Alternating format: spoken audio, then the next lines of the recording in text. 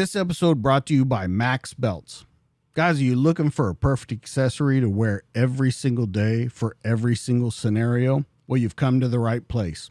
We all know that nothing stands up to wear and tear like a good leather belt. If you're looking for the toughest leather belt on earth, then you've come to the right place. Max Belts. They're handcrafted in the USA by veterans who are serious about their craft.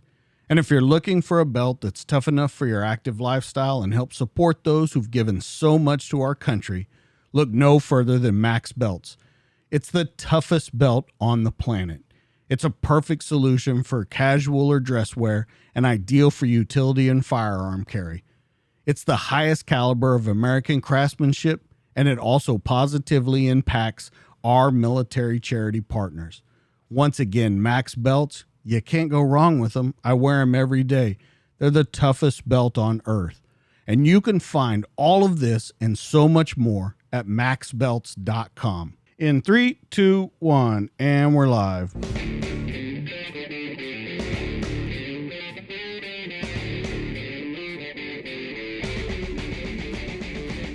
What's up, everybody? Welcome back to another episode of the DTD podcast, Dynamic Tales Delivered, where we delve into the stories and experiences of remarkable individuals who have made significant impacts in their fields.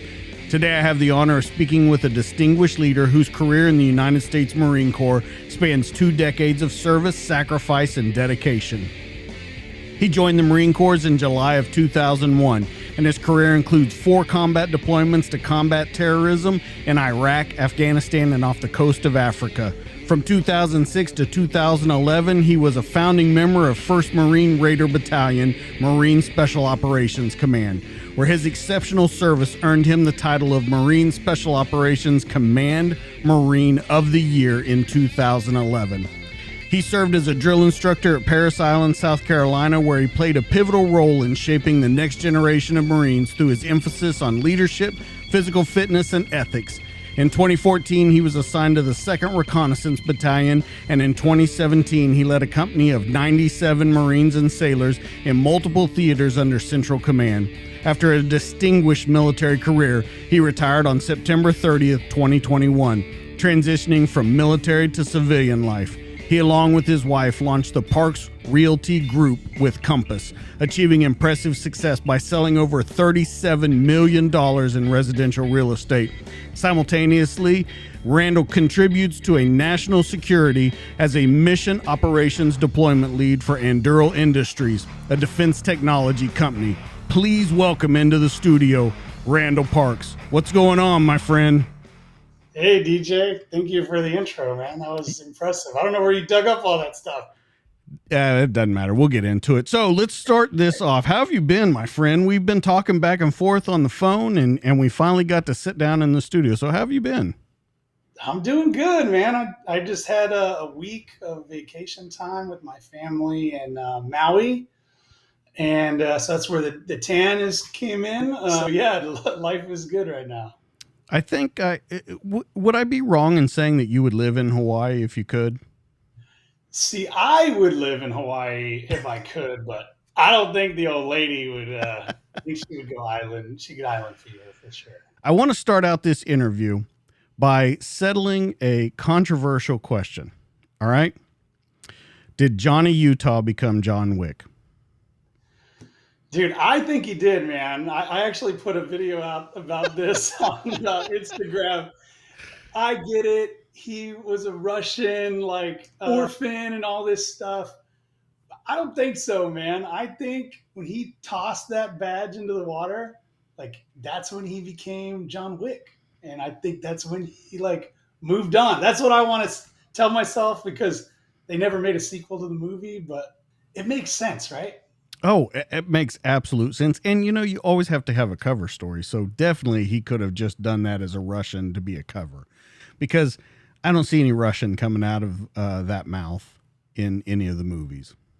No, I mean, he's got I think in the later movies, he's got a couple scenes or whatever. But if you go off the first movie, it totally makes sense that Johnny Utah becomes John Wick. You think he has that written into his contract? His name can only be John and stuff, so that conspiracy theories like this can happen? I hope so. All right. Let's start talking about you growing up. Now, you have talked about before you joined the Marine Corps, you were a below average student. You were a decent athlete that grew up with many household challenges. So can we kind of talk about that and how that shaped you into going into the Marines? Yeah, absolutely. I would say my first inclination to join the Marine Corps would be I was probably about 5 or 6 years old, and my great grandmother passed away. And I went to her funeral, and at the funeral was one of my uncles, and he was a sergeant, and he showed up in his dress blues. And like my dad, my dad, my aunt, and my uncle were all in the Navy. So I had like some inclination of what the military was. And my earliest memories are of seeing my dad as a sailor. I saw my uncle, and I'm like, oh my God, like who and what is that guy? And my dad's like, oh, he's a Marine. I'm like, I want to be that. And my dad being a sailor, he was like, don't you ever say that again.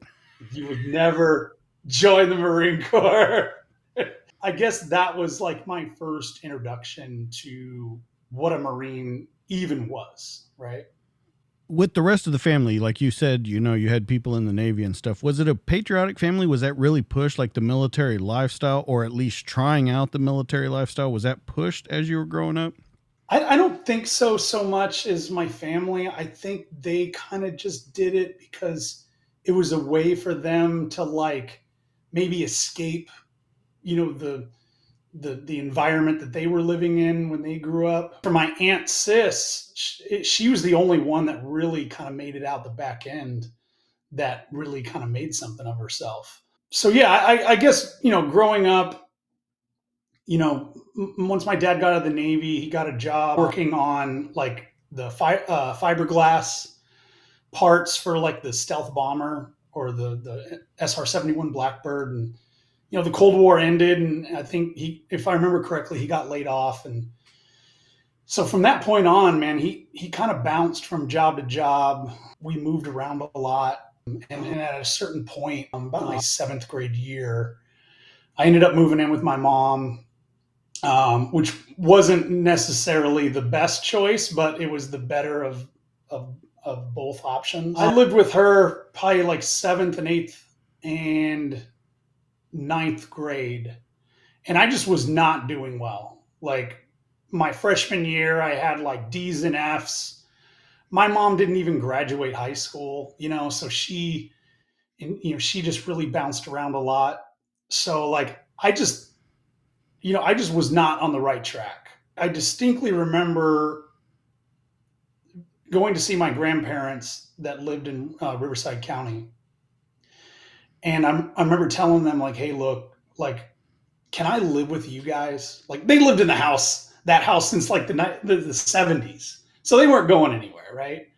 And looking back on it now as an adult, as a father, with kids of my own, like how smart was I? Like at the time to recognize that I needed like some stability, in my life. I needed a solid household with a father figure that was around, a mother that was around and that cared, about what I was doing. And yeah, so that was really probably the first turning point, like in my younger adult life. I got into sports, so I had something to work towards and strive for. I started playing water polo, and I was a swimmer. And never having swam or played water polo before, so the learning curve was a little steep. I think that's kind of how I started off. I joined the ROTC. It was like Army ROTC. So yeah, that was kind of like, I guess, the foundation for me to join the Marine Corps, because if I had continued on the path that I was on when I lived with my mom, I wouldn't have even been able to get in. Well, I want to point out something there, because you said something kind of interesting. I know that you went to your grandmother's, like your sophomore year, the beginning of your sophomore year is when you went there. But you just said when you were talking about between your mom and your dad, it wasn't the best choice, but it was the best choice of the choices. Can we kind of talk about how you looked at your father at that time, how you looked at your mother at that time. And then I want to kind of fast forward to where you are now. And I want you to look on it as you do now, as a father, as a husband. What are the big differences that you see? Because obviously they were standing out to you a little bit back then. Now you have 2020 hindsight. What's the differences now? Yeah, man, I'll be brutally honest with you. My dad at the time was, in financial struggles. We lived in a place in Texas. I think he paid $300 a month for rent. Like it was kind of a shithole. And, there was some abuse going on. And when I came out to visit my mom for her visitation in the summer, like there was none of that going on. At the time, it was looking through my, 12 or 13-year-old mind. I think I was really just looking for kind of a safe place to be. So after I lived with my mom for a couple of years, I recognized that really wasn't much better. So, naturally I made my way over to my grandparents, which was an ultra safe place to be. They were Christian, church-going people, phenomenal people. My grandmother actually just passed away a month ago. So yeah, God rest her soul. But, maybe that's what kind of led up to me joining the Marine Corps. It was the next safe place to be. Yeah. That seems like a very strange way to say the Marine Corps would be the next safest place for you to be. But I want to kind of drill in on that for just a minute, if we can stay on that topic for just a minute. Most kids, because if I'm reading it wrong, tell me, but at your dad's, there's abuse going on. You're kind of living, hand to mouth, all of that kind of stuff. You come to your mom, there's not the abuse, and there's kind of a laissez-faire kind of attitude where you can kind of do what you want. Yeah. Most kids would thrive on that. You would agree, right? That, they can kind of be who they want to be, come and go as they want to do, all of those kind of things. It's interesting to me why you didn't want to be that way. You knew then, I don't want this. I whatever reason, whatever you were going to end up, you didn't want to be that way. Yeah, I see what you're asking me now. I made a choice, right? Like I recognized at a very young age that I wanted more. I wanted to be more. I didn't know how to get there, but I knew that I wanted a stable household. I wanted structure. I just wanted more out of my life than what I saw to my left and right. Like my mom never graduated high school, drug addict. Like my dad kind of worked. He was a hard worker. Like he worked his ass off, but he didn't make smart choices financially or relationship wise. Looking back on it now as a 41-year-old with 2 kids of my own and a family of my own, like I guess how I rationalize it is that, I just wanted more out of my life. And I knew that. You hold any resentment towards that growing up in the beginning? I know that it changed in your sophomore year going into your high school, but when you look back on it, do you think that you could have done something differently? Because you had no goal to go into education, even though you did later on in your career. But do you think it would have been any different? And do you hold any resentment to think that you had to put that on yourself to grow up? No, I'm grateful for it. I'm grateful for the way things worked out. I don't have any resentment whatsoever. Do you talk to your parents at all? Nope. No, I don't talk to my mom anymore. My father, I get, "Hey, Merry Christmas" text every year, and that's about it. So, yeah. You being such an active father with your kids, though, there's going to come a time where you're going to have to explain this. Not talking to the parents, because we always tell our parents, whether we dispute with a sibling or whatever, we always tell them, hey, you're all family, you stick together, even though we may not do that. People don't talk to their parents, but we always tell our kids, you need to talk to your parents, you need to come around, you need to be in their life, blah, blah, blah. How do you explain that when it comes time? Yeah, it really sucks, man, because the only grandparents my kids really have are my mom's parents. Or my grandmother, she just passed away. So they don't have a great grandparent on my side anymore either. I think when it comes time for me to explain it to my kids, I'll just tell them the truth.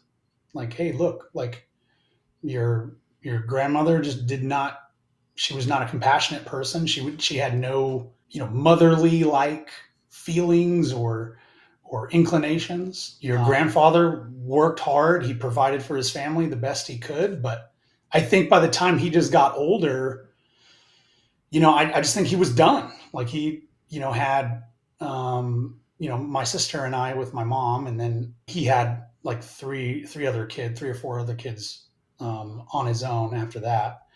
And I think by the time he just got older, he was just worn out. So he just kind of gave up.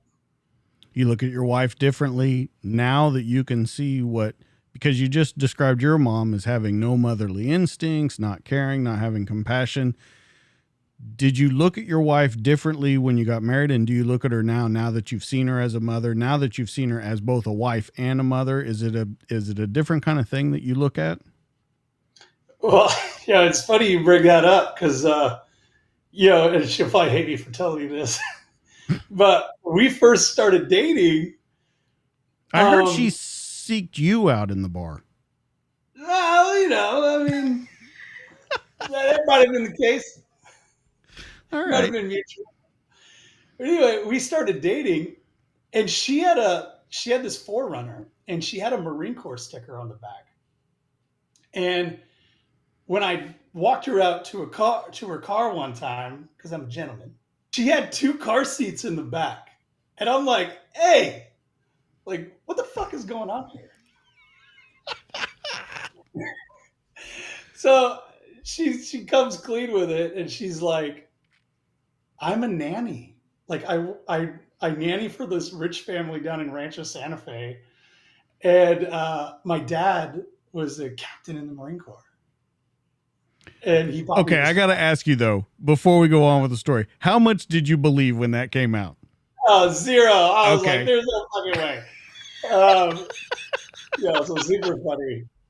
But anyway, I say all that to say that, to make light of it, but I knew she was a good mom because I saw her around kids. Now looking back on, I don't know if I consciously thought this at the time, but subconsciously and reflecting on it now, she reminded me a lot of my grandmother. Very loving, very caring, compassionate, feminine, classy lady. My grandmother was a very classy lady, and my wife is a very classy lady. But yeah, I thought that was funny. All right.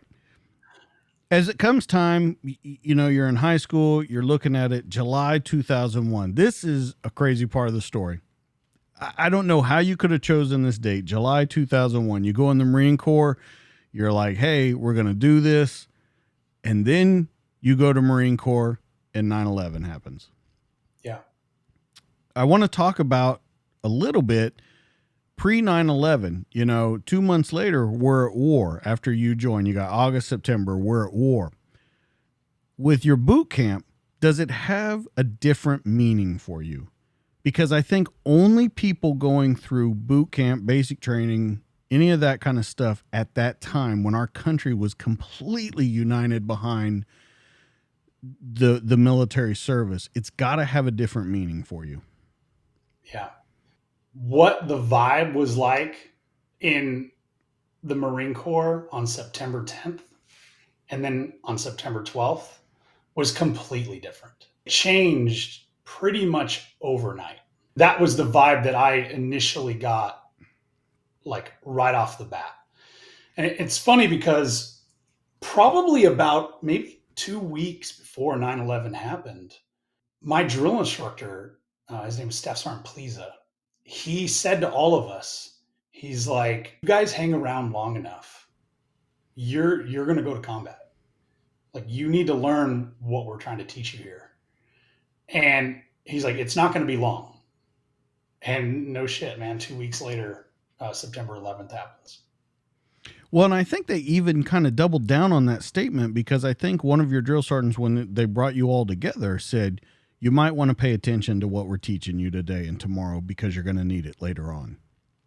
Yeah, so that was the morning of. That was how we found out. We were on the shooting circles on Pendleton, which, I guess we couldn't have been at a better point within our recruit training cycle to find out that 9/11 had just occurred. And I remember being out there. I remember sighting in, basically just, pretending to shoot, working on my muscle memory, all that kind of thing. It was really dewy that morning in Camp Pendleton in the morning. It gets really wet out there and cloudy, like the June gloom and all that. And I remember my drill instructor, he was like the kill hat, like the guy that like jacks your shit up all the time. And he was walking up and he had a different walk about him, like a different demeanor. His face was different. And those of you that don't know this, being a drill instructor, you're the world's worst paid actors. So he comes up and I see him talking with my PMI, the primary marksmanship instructor. And he's like, I could see them being like, what? Like, no way. Like those kinds of facial expressions. And I knew something was up. I knew there was something going on. And we took a break. He took his cover off, which the kill hat never takes his cover off, and was like, hey, bring it in. And I'm like, bring it in? And he used his regular voice. And I'm like, we're either about to get fucked up or something bad happened. So we all circle it up around him and he's like, hey, the United States is under attack. I don't know anything else. I just know what's happening on the East Coast. You might want to pay attention to what you're learning out here today. And he put his cover back on and he walked away. And we were like, what the fuck? We had no clue. We were thinking Pearl Harbor type event. I don't think anybody at that time, at least myself, was thinking that there was a terrorist attack going on. I don't think any of us thought that. Until later on that night, the company commander brought us all in, and his wife had been recording VHS tapes all day of the newsreels, and we watched the newsreels. And I mean, dude, there was not a sound made in that room when they were showing us those videos. And then from that point on, man, it was on, and all of the surrounding area on Pendleton supported what we thought or knew that was happening. The next morning we go to the chow hall and there's a Marine up on the chow hall with sandbags and an M60 machine gun, full combat equipment. We're going on hikes and there's just ships all off the freaking Camp Pendleton coast everywhere. And helicopters and LCACs, hovercraft, are just day and night, back and forth. So I'm like, God damn, it's on. Yeah, so we were very well aware of what was happening. Once it sets in and you realize it, because you said you were thinking Pearl Harbor, then you see the attacks on video. Do you remember your exact emotions that were going on in your body? Because I can't even imagine as a recruit knowing, holy shit, when this is over, it's time to get it on. I took my drill instructor's advice and paid attention to what the hell I was learning on the rifle range. Did it make you nervous? Did it make you, do you remember how you felt? Did you have did your stomach hurt? Did you, or did you really laser focus in? I think before, when we got told on the shooting circles, I was nervous. When I saw the videos, when I saw the planes hitting the World Trade Center, when I saw people leaping from their fiery death to an otherwise jumping from a building death, it fucking pissed me off. And then I was pissed. And then I was like, yeah, I'm in. We're going to do this. Funny the way things worked out. I didn't even freaking deploy until 2005. Well, we're going to get to that. I have one other question about basic, though. When you looked around and you saw all the people that you were with in boot camp and you saw their demeanors, did you see anyone's demeanors change? And what I mean by, did you see guys that were just kind of pacing along, doing what they needed to do to get by? Did you see anyone change and go, this is more real than I thought it was going to be?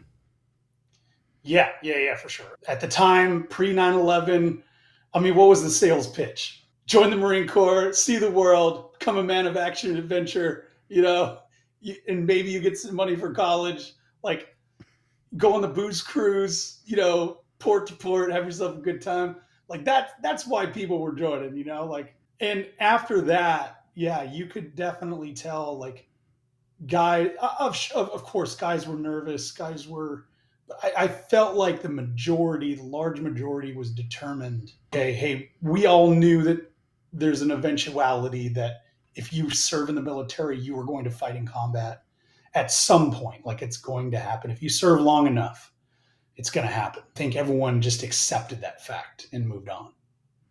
So let's move forward to 2005. You said you didn't get to deploy until then. Does some of that wear off, or does it drive you harder knowing that you're still, because you're talking 4 years later, do you still have that want, that desire, that anger that you had that first day that you saw the video clips and you're really ready to get it on, or has that kind of subsided in you? No, not at all. I think I was, waiting my turn. I was trying to get to deployment. I ended up at 1st Recon Battalion in 2004. I ended up lat moving to become a parachute rigger. Because of my 2003 background, the battalion decided to make me the PSD platoon sergeant. It was the personal security detachment. So I'm like carting around the sergeant major and CO. And so I was ready to get on deployment. I was ready to do what I was trained to do. So 0506, it's Operation Iraqi Freedom, Fallujah, 1st Reconnaissance Battalion, 1st Marine Division. Let's talk about now. It's changed even more from that guy that figured out, hey, I need this control in my life, I need to be secure, to going into a world that you said you thought would be the next safest place for you to be, but it turns out to be quite the opposite. Wheels touch down. How are you feeling? Yeah, honestly, I think I felt pretty good. And then we got into a convoy. I was in the back of a 7-ton. And we are convoying from TQ, Al-Taqatum, to Camp Fallujah. And, you get in, you exit the gate, everyone goes condition 1, on their weapon systems. And still doesn't hit me yet. It's a different smell over there. Like, you can smell like the burning fire or like burning wood, like, because it was wintertime. Or no, excuse me, it was September. But you could still smell that like burning smell, because it was like 4 a.m. we left Al-Taqatum. And then we get to the bridge to go across the bridge over into Fallujah proper.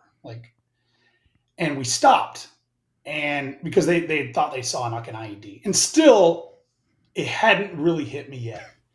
And then 5 o'clock in the morning comes around and morning prayer goes. And you hear the Allah, and I was like, oh shit. I was like, dude, I'm in fucking boo-boo the foo-foo land for sure. So that is when it hit me. And then, we get over there, we get settled in our turnover with 3rd Recon Battalion.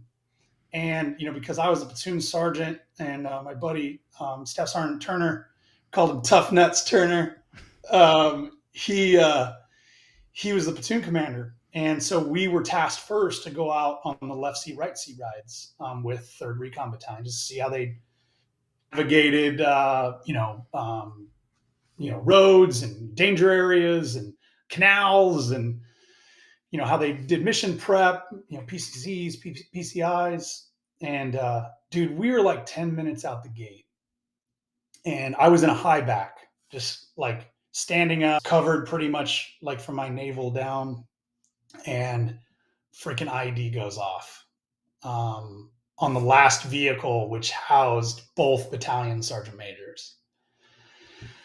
And I was like, damn, like it was, to me, it was a big explosion. But in reality, it was the blasting caps that went off and not the 2155s that they were attached to. So by this point in mid '05, they just weren't that good at placing IEDs yet. Yeah, so my initial reaction was, oh damn, like both sergeants major are freaking smoked. I dismount. I see this guy running out of this little hut, and I go to chase him. And this is kind of a sad story, but kind of funny story. So this is my first combat deployment, right? Like, I don't know what the fuck I'm doing. So, dude, I am freaking weighted down, dude. I got 13 mags on me. I got 2 frags. I got like a fucking smoke. Dude, I look like a goddamn gear bomb went off on my freaking chest. I had all kinds of shit because I didn't know. So I'm trying to chase this freaking Iraqi who's in goddamn man jams. And I'm like, dude, I'm out of breath, dude. I'm like, and I finally catch up to him. I kick him in the fucking back. I put my muzzle on him, and a part of me wanted to just pull the trigger and smoke his ass. And then he rolls over, and he's like, I could tell he's got special needs. Okay. And I'm like, damn, dude, I just almost smoked this freaking Iraqi with fucking Down syndrome who was just running away from the blast because he was fucking scared. So that was my introduction to Iraq. Was not everything is what it seems. Chaos. I was maybe over prepared with the 13 fucking mags. Dude, I had like all these mags on my chest, and I had a drop mag holster. Like, what the fuck was I doing? So let me ask you then. You're saying that you maybe were over prepared. You were, first time in combat, really kind of getting your feet underneath you. When you learn that lesson so quickly into your deployment, do you think that helped out later on? Because you talk about the chaos, but in reading everything I've read about you, watching interviews of you, you love chaos. I don't care what anyone says. You love chaos, and you prove it time and time again with speeches, with stuff that you've said, stuff that you've written. You love chaos. So when you learn that so fast that chaos is going to happen, not everything is what it seems, did that make you better in that area of operation? Yeah, you have to control the chaos. And, we learned that really quickly. We were very mindful of the guys from 3rd Recon Battalion that had been in country, over the summer and had dealt with things. We listened to them. We took their TTPs. Of course, we adjusted them over time to fit our new area and like what we were doing. But it was a cat and mouse game to not hit freaking IEDs because there really wasn't like a major battle or anything crazy going on at that time from September of '05 till April of '06. It was because, Fallujah had just happened and, the Marines had freaking smoked all the dumb ones. So all that was left was like a skeleton crew of like mujahideen. So it was like a constant like cat and mouse game. I had this Lance Corporal. His name was Lance Corporal Majeski. He was my gunner. And this is like the dude that like if you need something acquired, tactically relocated. Yeah, he would go get it and he would bring it back. Just phenomenal. But him and we came up with this idea like, hey, let's put up a map of the AO. Let's put green thumbtacks on the grid, the 10-digit grid where an IED went off. Because we would get the IED reports every morning, right? And then if it's been 24 hours, we would make it yellow. And then if it was 72 hours, we would make it red. And we would do that every day. It was part of our like daily battle rhythm. And honestly, man, that like outside of the box, like ingenuity thinking, like trying to stay ahead, I think saved us. Now we didn't come away unscathed all the time. And I can talk about that in a minute, but I think we did a pretty damn good job. Attacks were green is because it had went off already within the last 24 hours. And we assessed that they weren't going to be able to refill that hole fast enough. If it was 48 hours, okay, maybe caution. If it was 72 hours, okay, they probably put another IED in there, and we should avoid that route altogether.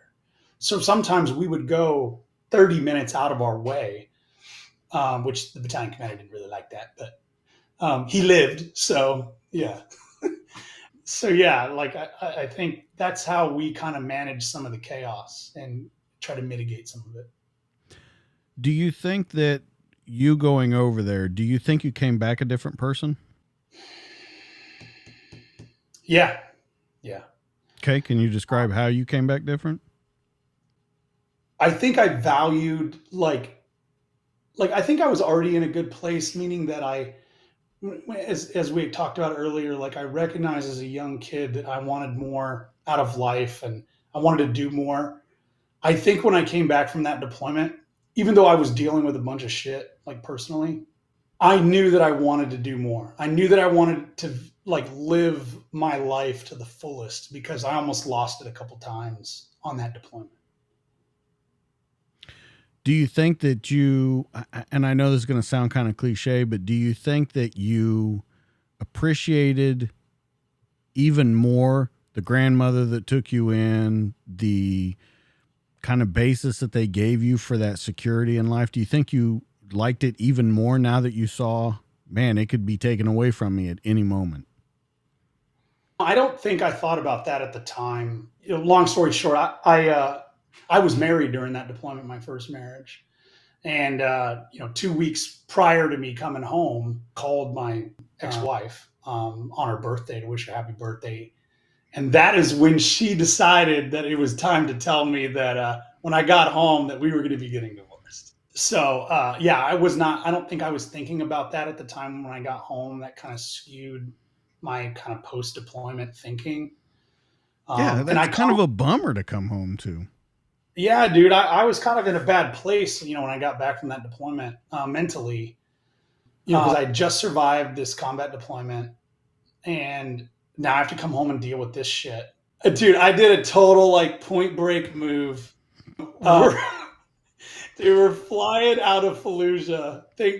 God bless my battalion commander for getting us 53s to take us to Al-Qaeda so we didn't have to convoy and, roll the dice one last time. And just straight Johnny Utah moment. I got my ring on and I knew like it was over. I take my ring off on the bird and I look at the crew chief and I'm like, hey bro. He looks at me and I'm like, see this? Check this out. And I throw it out the window of the 53. So it's probably in some like Iraqi dude's fucking farm and shit. And he was like, go. So I guess the question would be to ask then, when you say that you weren't in a great place, when you look on it and you say, man, I just made it through all of this, what was it for? Did that ever cross your mind? Because what you're fighting for, what you're going back to is now gone. I think when I got home and found out like why that had transpired, it was easier for me to let it go. There was, I'll be honest with you. My ex-wife was just getting slam pigged from Oceanside to San Diego. So so it was a little I don't mean to laugh. I just, how you explain everything, you always have a smile about it and you turn it into something, but yeah, that's not a good thing to come home to. So, you know what? But talking about being in the Marine Corps, being in a safe place, when I came off that bus, that white government bus from March Air Force Base, my best friend, Stefan Endicott, was there with a fucking 40 and a bag of fucking In-N-Out. And I was like, pretty good. Win. So when you come home and you see that, and yes, it's a bad thing to come home to, but your friend's waiting there. Are you ready to just kind of get it on again? Are you ready to just throw yourself into work, get ready, and deploy back over? I wanted to deploy again for sure.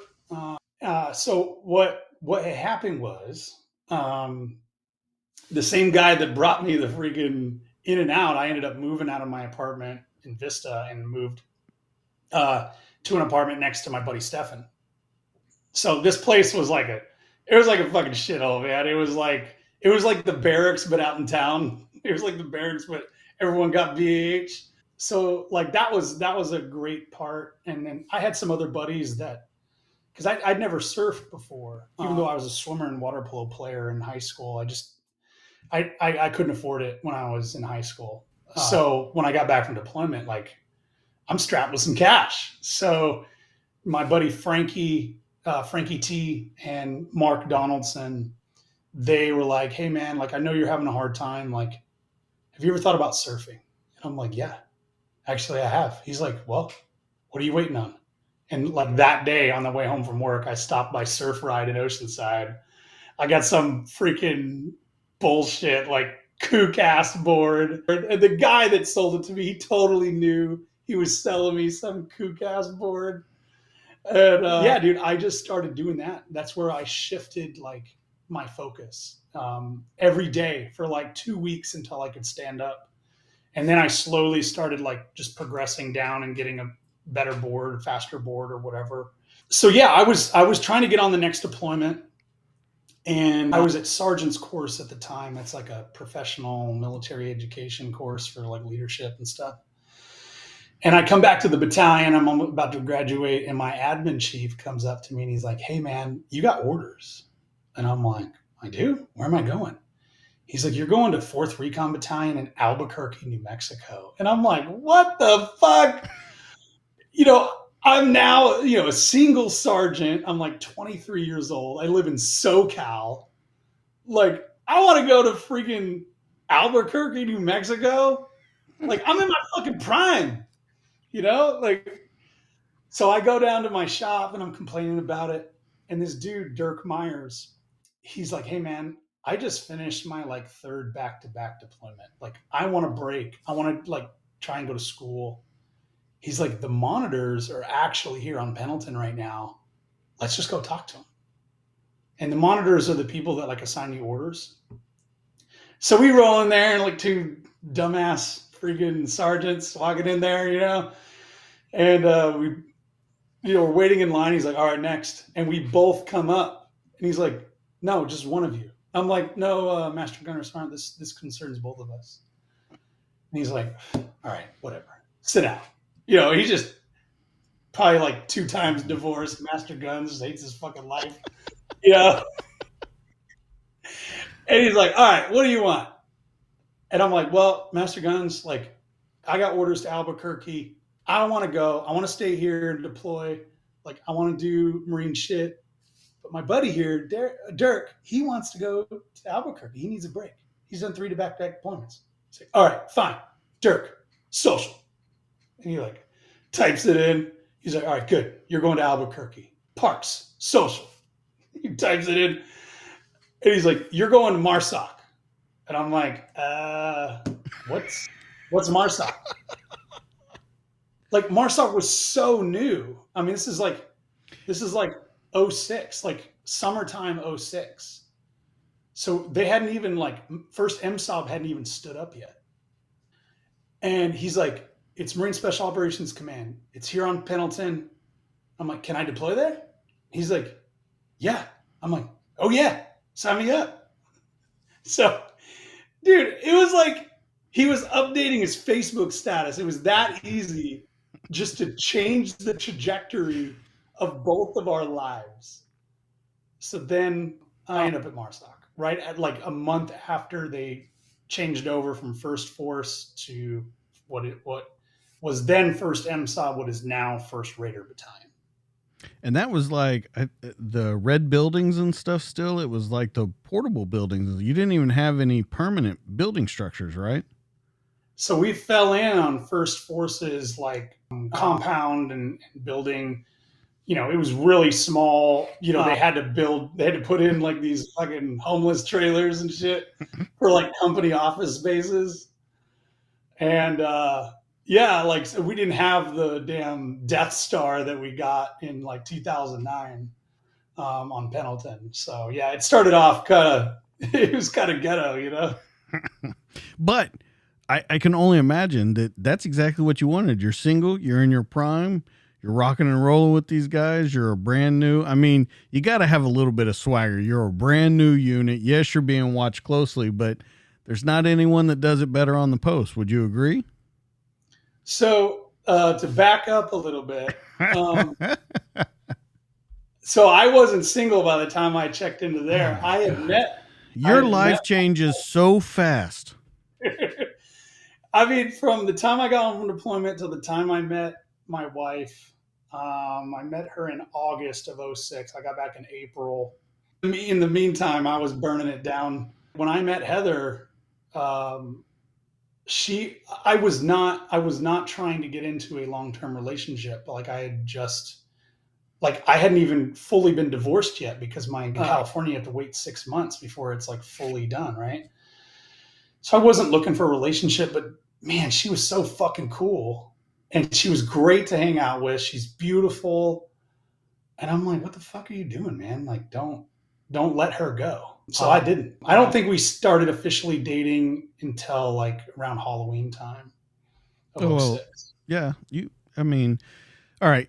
Here's what I got to point out, and I got to ask you: after you after you do this first deployment, and the mess that you come back to, and you're getting ready to deploy again because you're deploying 07 to 08 for Enduring Freedom.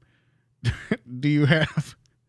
I don't even know how to ask you this. Do you have a sit down moment and go, listen, I'm going to another country. It's real cool hanging out with you. It didn't turn out great last time. We don't need to set ground rules, but we need to come to an understanding. Was there anything like that before you went on this second one? Oh yeah, 100%. So yeah, I think by the time I deployed, we had been dating for about a year. Or no, by the time I found out I was going on deployment, we had been dating about a year. We ended up getting engaged. And then it was like 2 weeks later, some short amount of time, that my master sergeant walks into the office and he's like, hey, Sergeant so-and-so can't go on this deployment. His wife's having like birth complications. Like, do any of you want to go with Bravo Company? And I'm like, yeah, I do. So I volunteer, and after I volunteer, I'm like, shit, I gotta tell Heather about this.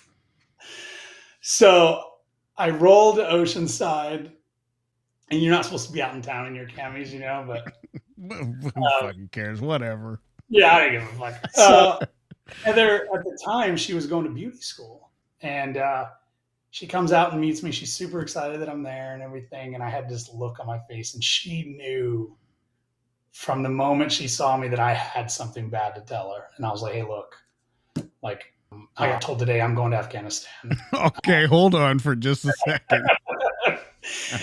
I volunteered to go to Afghanistan. I told her that later, but you gotta let it. You gotta. What do they say in the Marine Corps when you're ask married? for forgiveness, not for permission? No, you gotta treat your wives like mushrooms. You keep them in the dark and feed them shit, and they'll grow. Okay, that one's even more. Yeah. So I told her, and then a couple days go by, and I'm like, hey, look, like, here's the deal. Like, I think this is going to work out better because you're going to get a taste of what the military life is like before we get married. So I'll tell you what, like, I'm going to go on deployment. If I come back and you're gone, no harm, no foul, we won't get married and we'll go our separate ways. But if I come back and you're still around, then we'll do it. So yeah, I came back.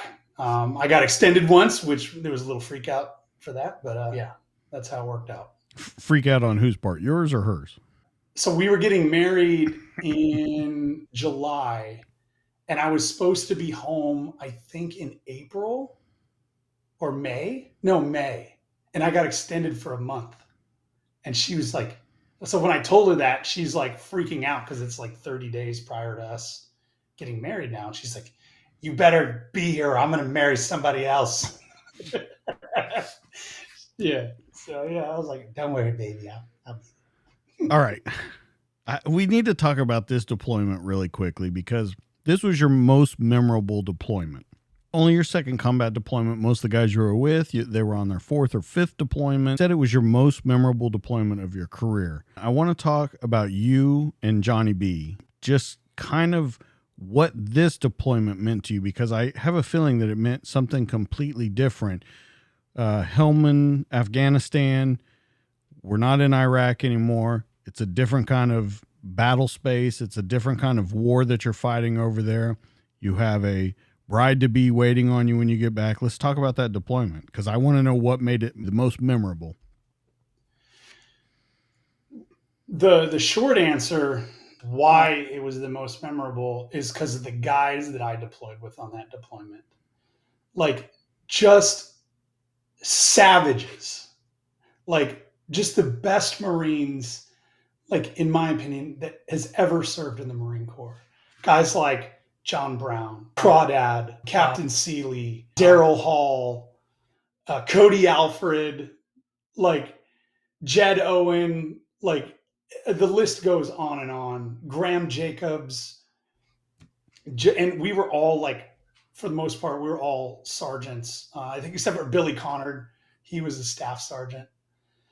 But just phenomenal guys. And all of them had like 3 to 4 combat deployments each themselves. Ralph Waller, phenomenal dude. You know, it's like all of them went on to do like badass shit or became like legends in, you know, the recon and MARSOC community. Rob Dwyer was our JTAC. He was a backseater on an F-18.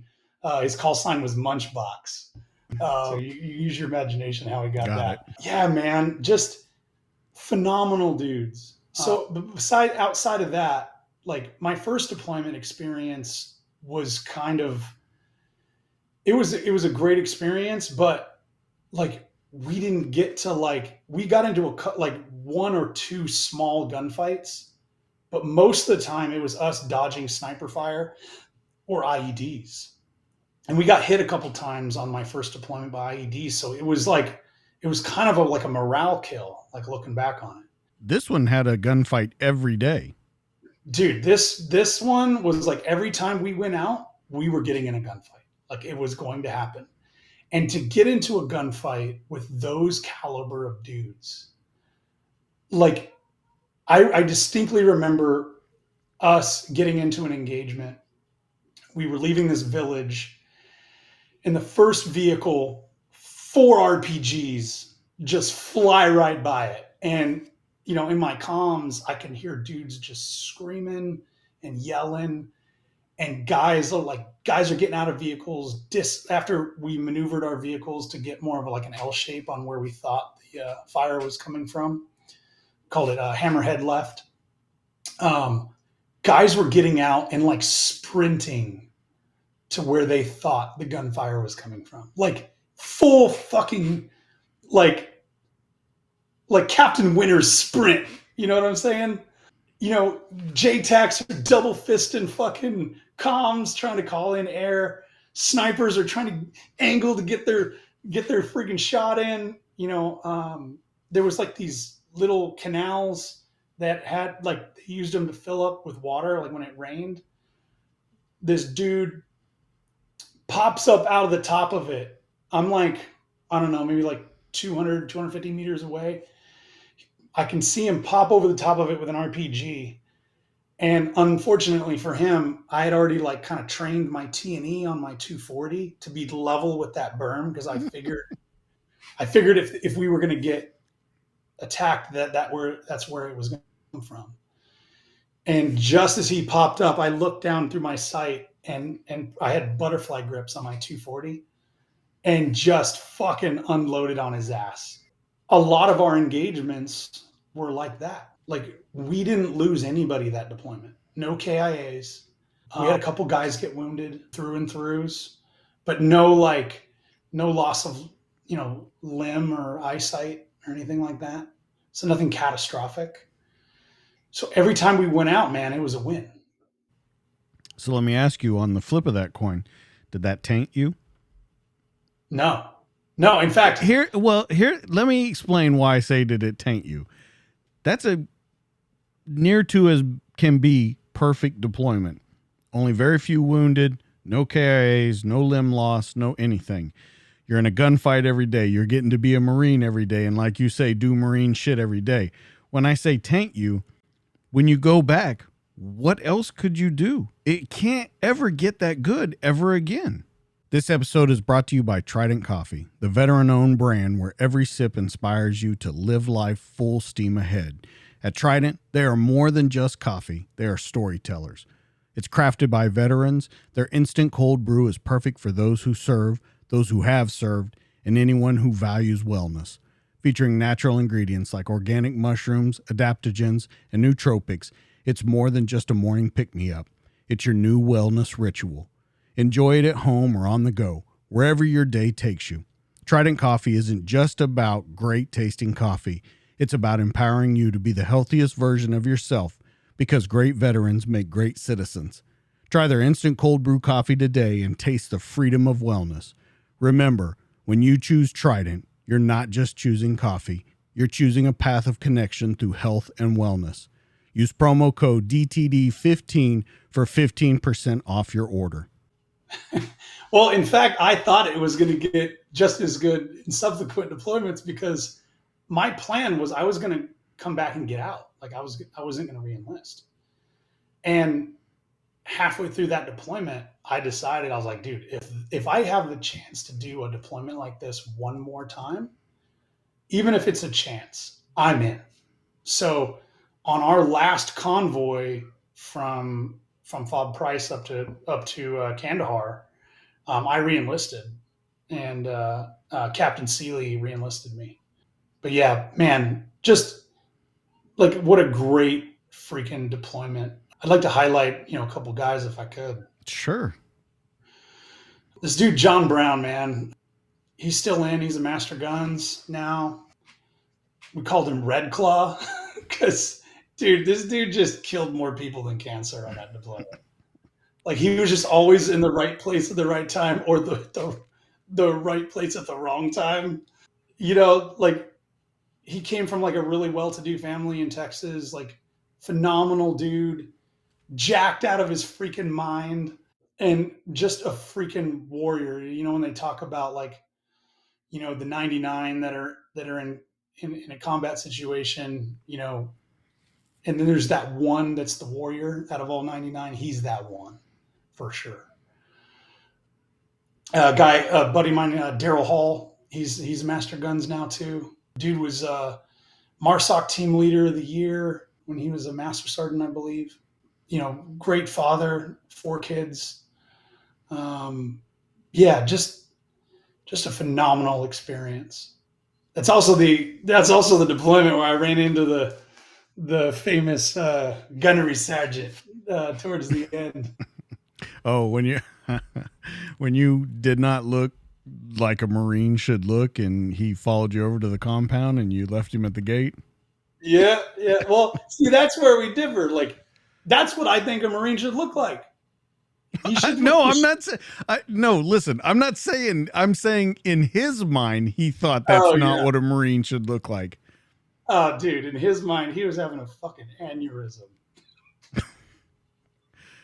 Can we talk? I've seen pictures of you give credit, because you were just talking about giving credit. You give credit to a British medevac during that deployment. Can we talk about that? Yeah. So guy in the back of my vehicle, we were up on this hill, and they started launching mortars on us. In Afghanistan, man, for the most part, these mortar teams, they're fucking good. Like, they're really good. They were shooting at us from a lower elevation position, and we were in a higher elevation position. So anybody that knows anything about mortars knows that's fairly complicated, especially since they're using like some Russian-made left-behind shit, that we probably trained them to use back in the fucking 80s. But yeah, so we moved off the hill, and our vehicle was like the last vehicle off the hill. And there's this dude, Marv Borja. and his vehicle fucking left his ass, and he is running, trying to catch up to our vehicle. So he's running, he jumps and grabs onto the back of our GMV, and they had been walking mortars in on us. For whatever reason, we're driving like fucking 5 miles an hour. It's like, Dan, you might want to step on it, you know? Dan was my driver, and round hits, like, from my perspective, 10 feet behind us. Peppers the whole vehicle with shrapnel, cloud of dust. My first thought is, dude, Borja is freaking done. Like, that was my first thought. So we get off the crest of the hill and down into the defilade where they can't see us anymore, and they stop firing. And I kind of peek my head over the top, and I'm like, hey, is everyone okay? And I'm looking at everybody, like trying to make sure they're okay. Borja, he's good.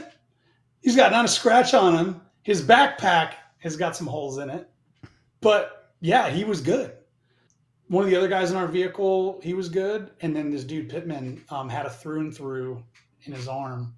Yeah, he was kind of gushing everywhere. And so we get off, and we had this Sark in our vehicle. His name was Chief Dombrowski.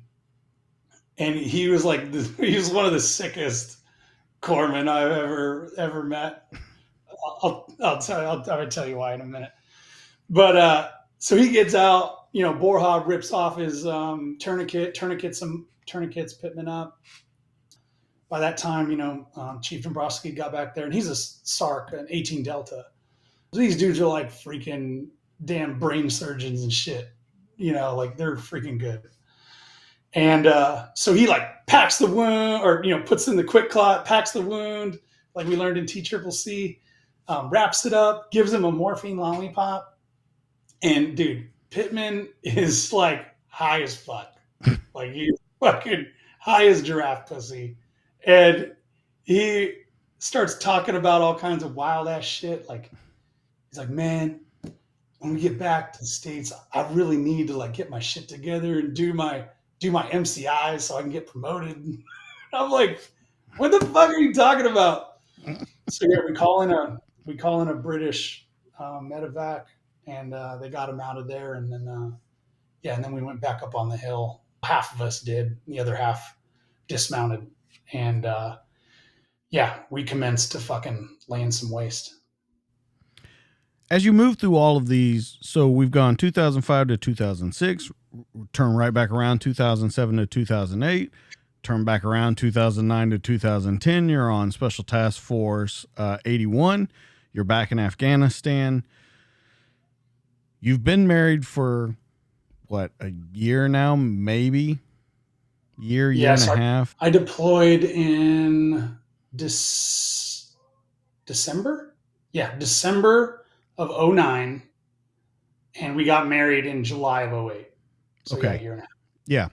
So you do that, and I'm trying to figure out your life is really changing rapidly. You're now over in Marine Special Operations Command. You are married now with a wife that is going to stick around and not end up like the first one did. And I had a 30-day Earl. Oh, I did not know that. Old baby. Yeah. Okay. So life is completely changed, because I didn't know the baby was born that soon into it.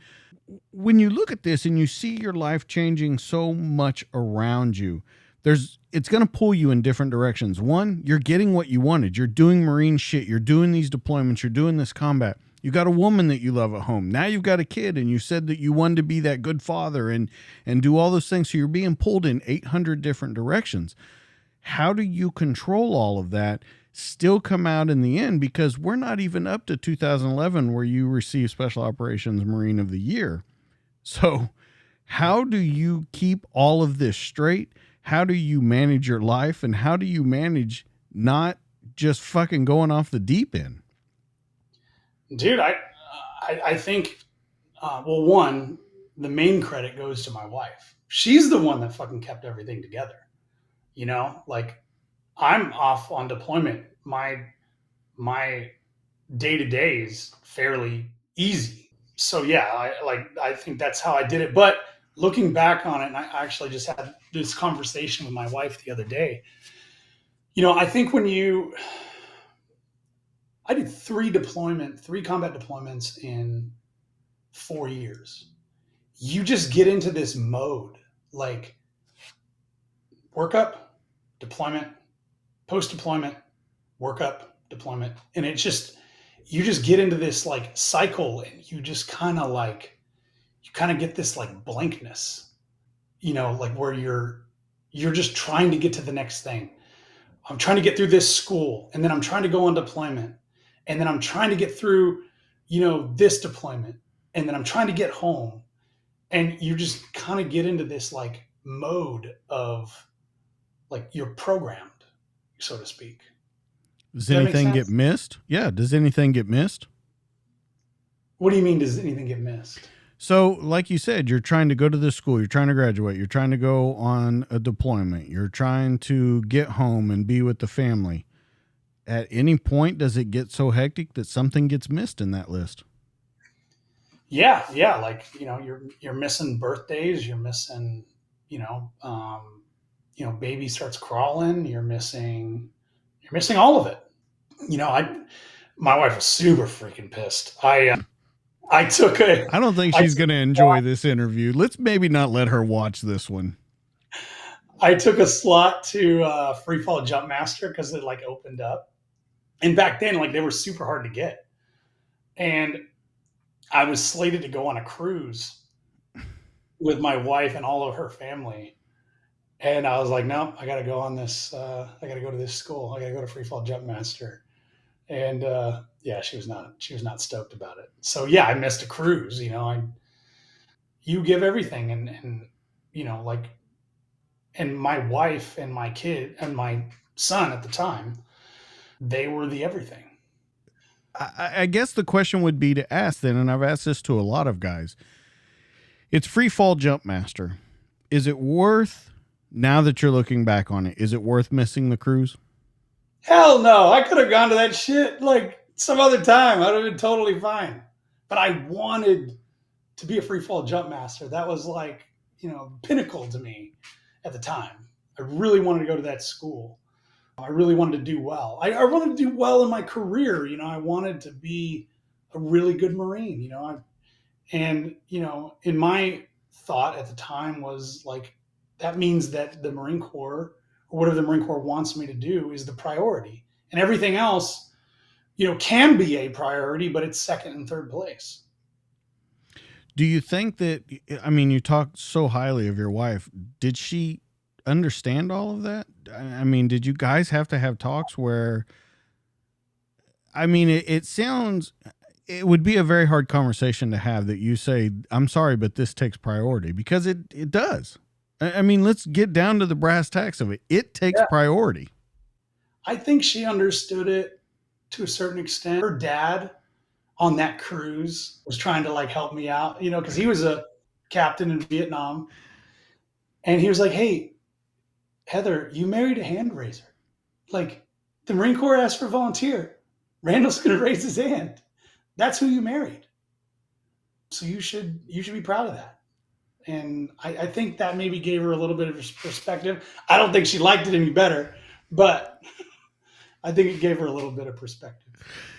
All right, let's move forward. Is there anything of significance that we need to talk about with Task Force 81? Is there anything that stuck out to you? Because, like I said, when I read and stuff, the second deployment is the one that really came out. The first deployment, you're kind of learning. Is there anything about this one that stood out to you, or that you feel is an important step in your career? Yeah, so that deployment, I kind of got to do my job as a parachute rigger. Like, I was loading resupply packages onto these like contracted, Blackwater CASAs, and flying around Afghanistan with a freaking standard loadout and a freaking 148. Like, and we were just flying low, map of the earth, dropping these like quick resupplies out the back. My first part of that deployment. And then I got pulled down to where the SODIF was at, And the significance of this SOTIF was it was the first Marine Special Operations Task Force to ever deploy. So there was a lot of eyes on us to perform. So I got tasked to go down there to where the battalion was at.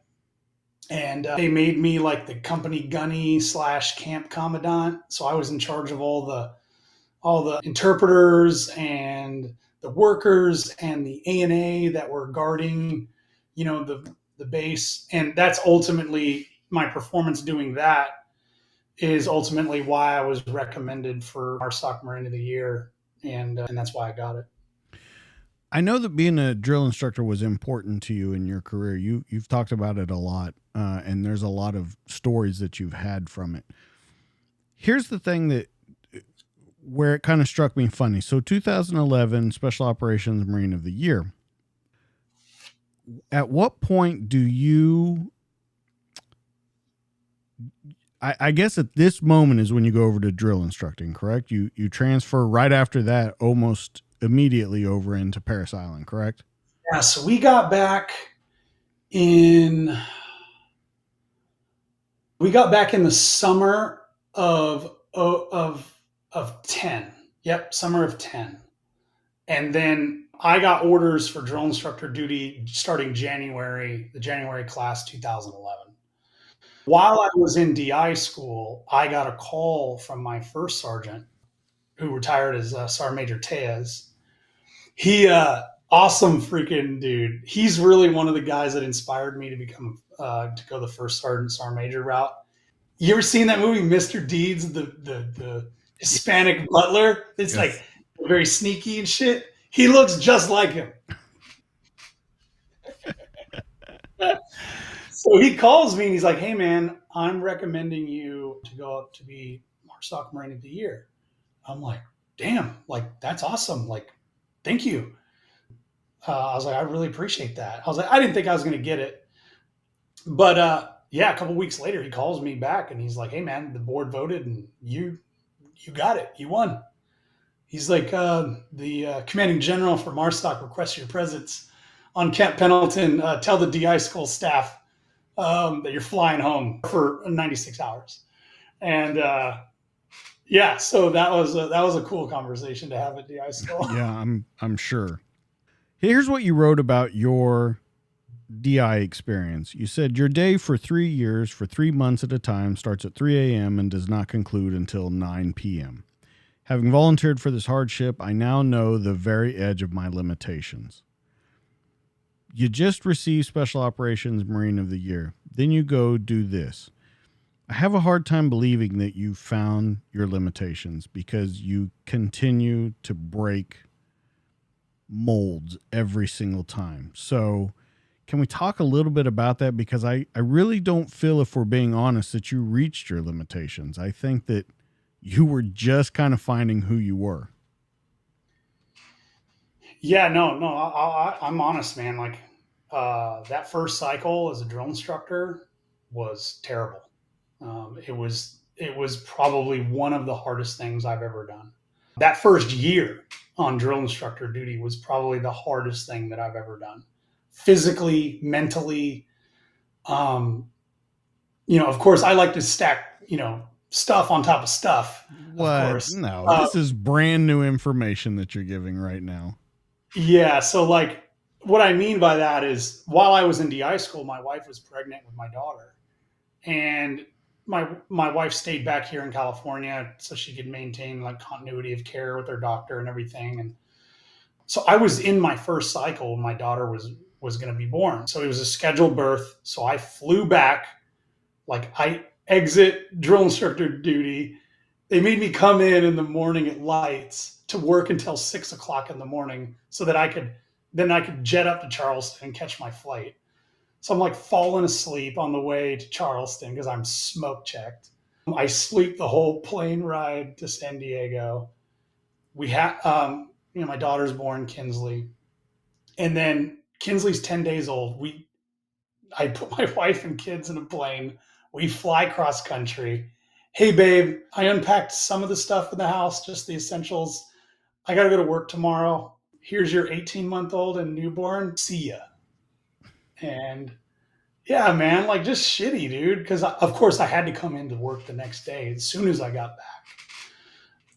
So yeah, that whole first year was rough, man. Because I had an 18-month-old and a newborn at home. I was a new drill instructor, which meant that I was on the boys, lights to lights for the most part. At least the first cycle, and then yeah, man, it was tough. It was a tough duty for that first year for sure.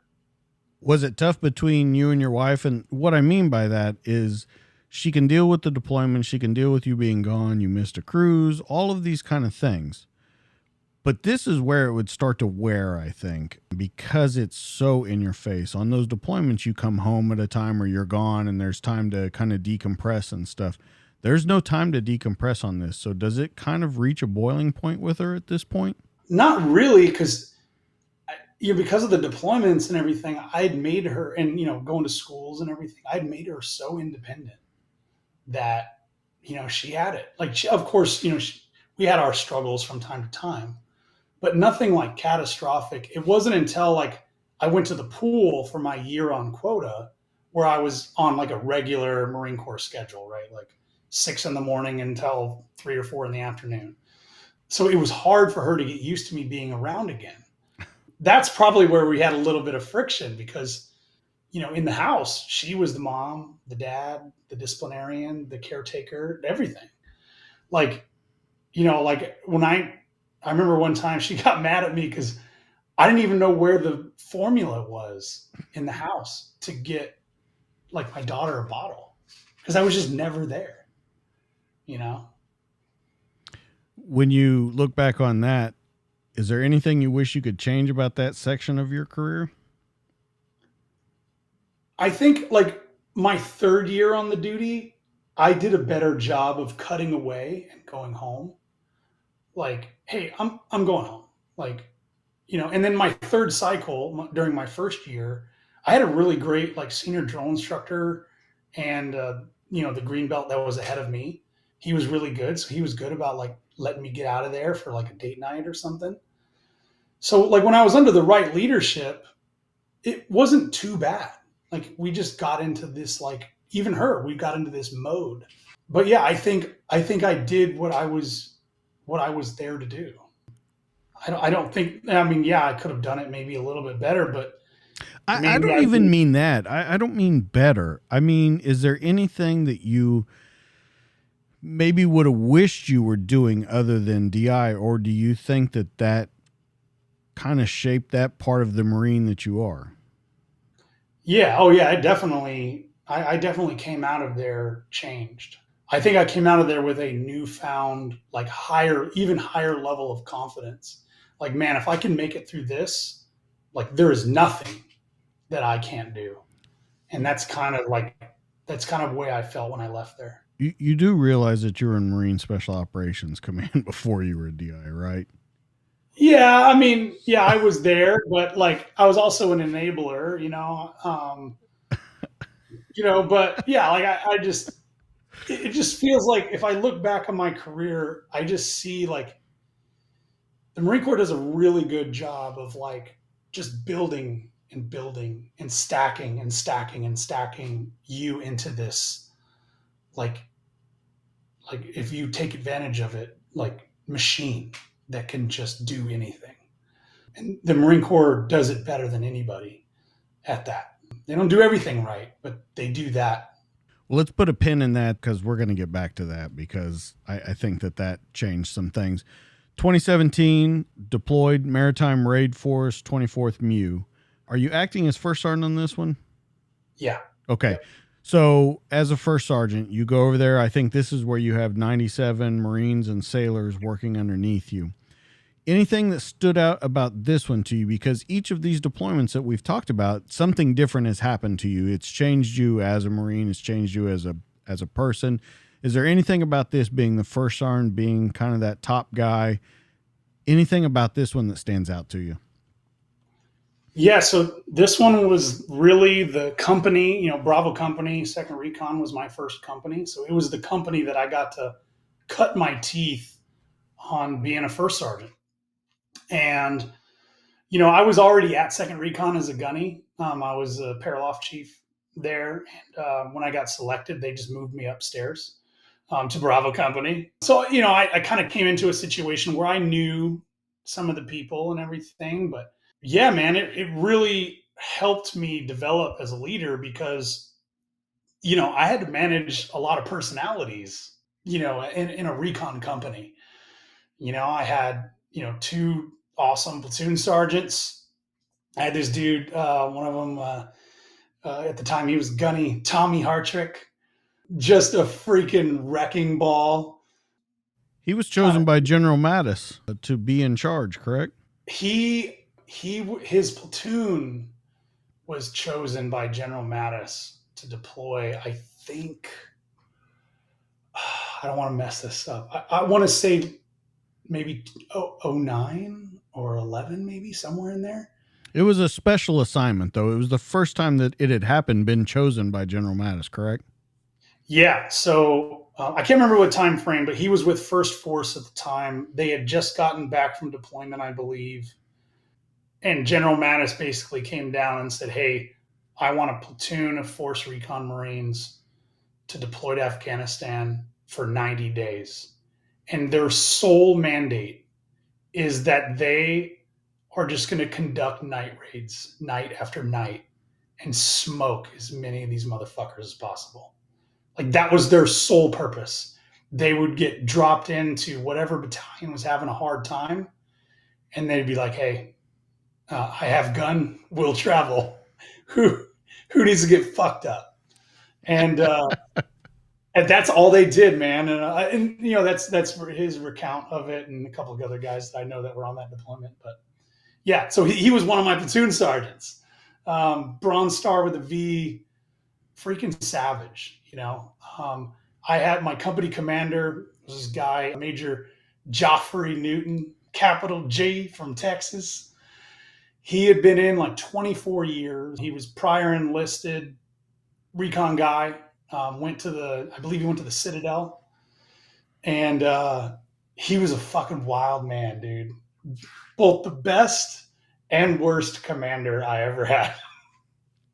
He had the sniper, like terms and graphics logo on his trigger finger. He had the Citadel tattooed on his right ring finger, and then he had his wedding band tattooed over here. He had a tattoo here and a tattoo there as a Marine major. And back then, tattoos for an officer were super taboo. Like you just did not see that. But I love that man. Like he took care of the boys. I got to see what a real commander was like. Like when he walked into the room, there was no doubt who was in charge. Like he had that presence, that aura about him. He had these big ass freaking banana hands and shit. He was like 6'4" or 5 or something. He had this like twang, Texas twang. And he'd done I want to say he did like 11 deployments. The reason I bring these guys up, the reason I keep pointing this out, because I said as we get to the end of this, we're going to talk about leadership because I think it became a major sticking point in your career. For all of these years, from 2001, right now we're looking at 2013? Yeah, 17. I'm sorry, 2017 when you go there. You've surrounded yourself for 16 years with the best of the best. You talk about all those guys on your second deployment. You talk about this guy. There's so many people that you mention and that you give credit to throughout your career. And to see it come around to the end, last duty assignment, you're at the recruit depot in San Diego. I know that there were issues where you were coming up on being a sergeant major. You also said that you'd given a lot to the Marines and you had very little things that you wanted to ask to kind of finish up this career. Yeah. Can we kind of talk about the dichotomy between all of these guys you came up with, these leaders, these men of men, to coming to the end of it and seeing, because we're going to get into your retirement speech because you held nothing back during it. That's kind of how I roll, I wouldn't have figured. Yeah. So, I'm on that deployment, right on the MEU. I get a phone call from the monitor, or my sergeant major got a phone call back stateside, and I got, I don't know what the conversation was, but I got orders to MCRD San Diego to be a first sergeant on the drill field, but this time in San Diego as a first sergeant. And I was like, God damn, man. Like, I don't want to go back to the fucking drill field. Like, I don't want to go to a non-deployable unit. Like, there are guys in the Marine Corps that would give their firstborn to go to this duty station. I'm not one of those guys. So I call the monitor and I'm like, hey, Sergeant Major, it's First Sergeant Parkes. I'm calling you from Djibouti, Africa. Like, I just got orders to freaking, and it's like 3:00 in the morning, my time, you know? And he's like, yeah, that's where you're going. Needs the Marine Corps. That's why the Marine Corps needs you. And I'm like, yeah, but couldn't I go to like an infantry battalion or like someplace on Pendleton? And he's like, no, absolutely not. He's like, this is where you're going. If you don't like that, then I'll gladly find somewhere else for you to go. And so that translates to, okay, now I'm going to fuck you over and send you to damn 29 Palms or some bullshit. So I'm like, all right, roger that. You know, I'll fucking take the orders. And he wouldn't even, like, the time frame he gave me, I had to come off that deployment advon to execute the orders. I'm like, hey, I don't even get back until this time. Like, can I get a little bit of breathing room after this deployment? And he's like, no, this is when I need you there. Figure it out. So I had to leave my damn company, I don't know, like 3 weeks or a month early to go home to get all my affairs together so that I could execute. So I could actually execute these orders because nobody else in the Marine Corps could fucking do it. So yeah, so then I checked into MCRD San Diego and I was there. I went to India Company and I had phenomenal drill instructors, great officers. It ended up being a really good thing. I really enjoyed being in India Company. Like when I got there, it was not like when I was at 2nd Recon where like all the dudes were for the most part pretty stellar. There were some leadership challenges at India Company. Some of the older drill instructors were, or not older, but more senior on the drill field drill instructors were treating the younger ones like shit.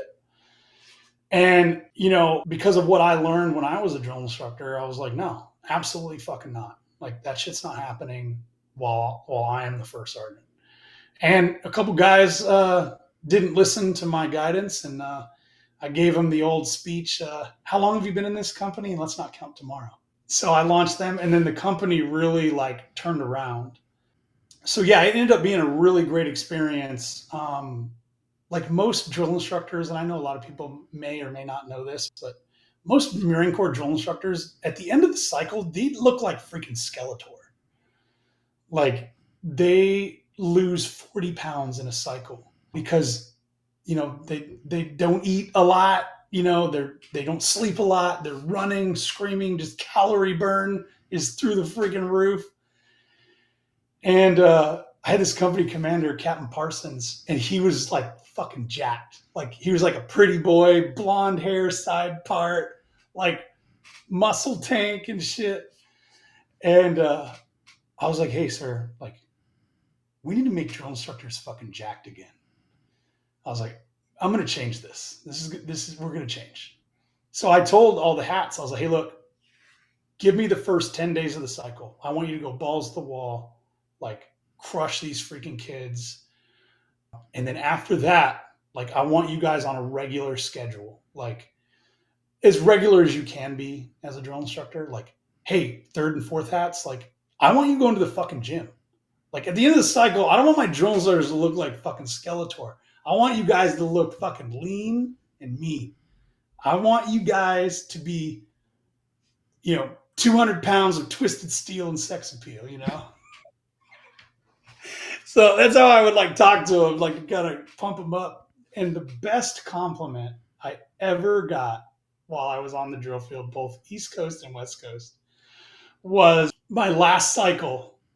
You know, we do the graduation and all the drill instructors march by, pass and review and everything. So the commanding general sits there and he sees all the drill instructors, right?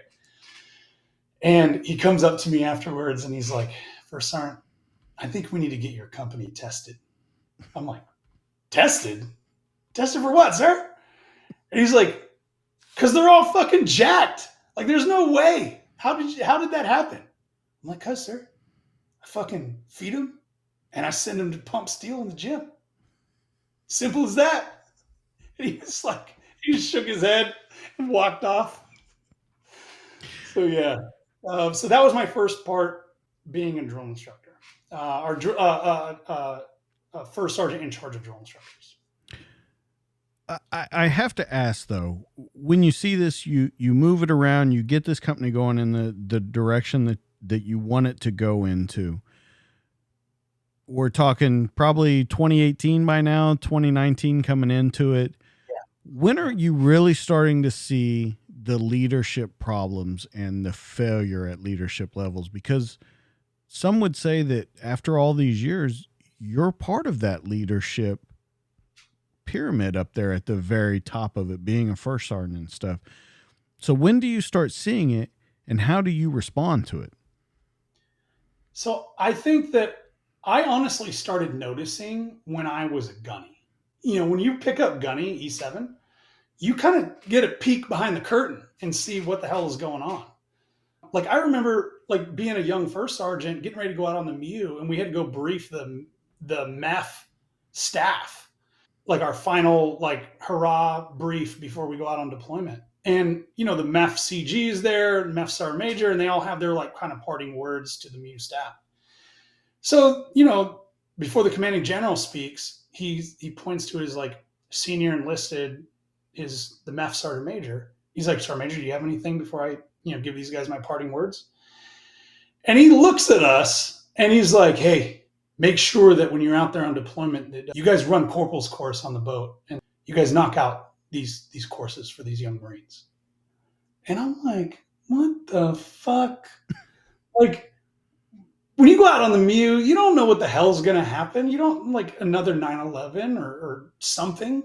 Like, some of us might not come back. And that's your fucking parting words of wisdom, that we need to conduct corporal's course in the fucking boat.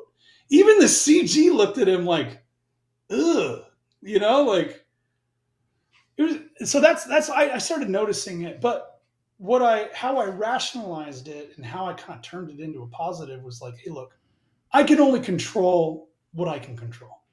Like, I can control my company. I can control what bullshit comes down from battalion or from higher, and what makes it, what kind of shit lands on my guys.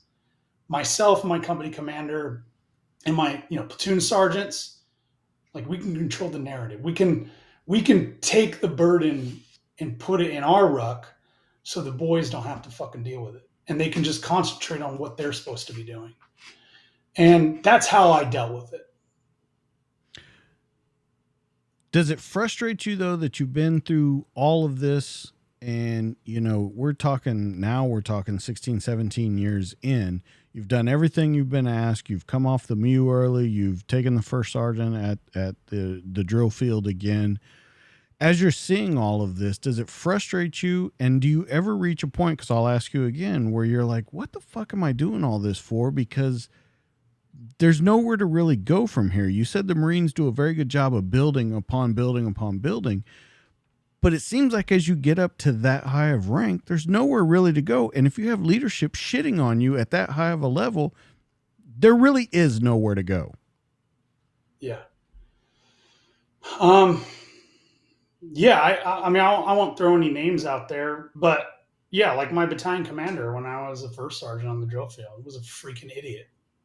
Like, the Marine Corps sends like these officers that need to get their command check in the box down to the drill field so they can be a battalion commander, you know, and get their little check in the box. Well, this dude like just took it to the next level. Like, this was like going to the fucking Super Bowl for him.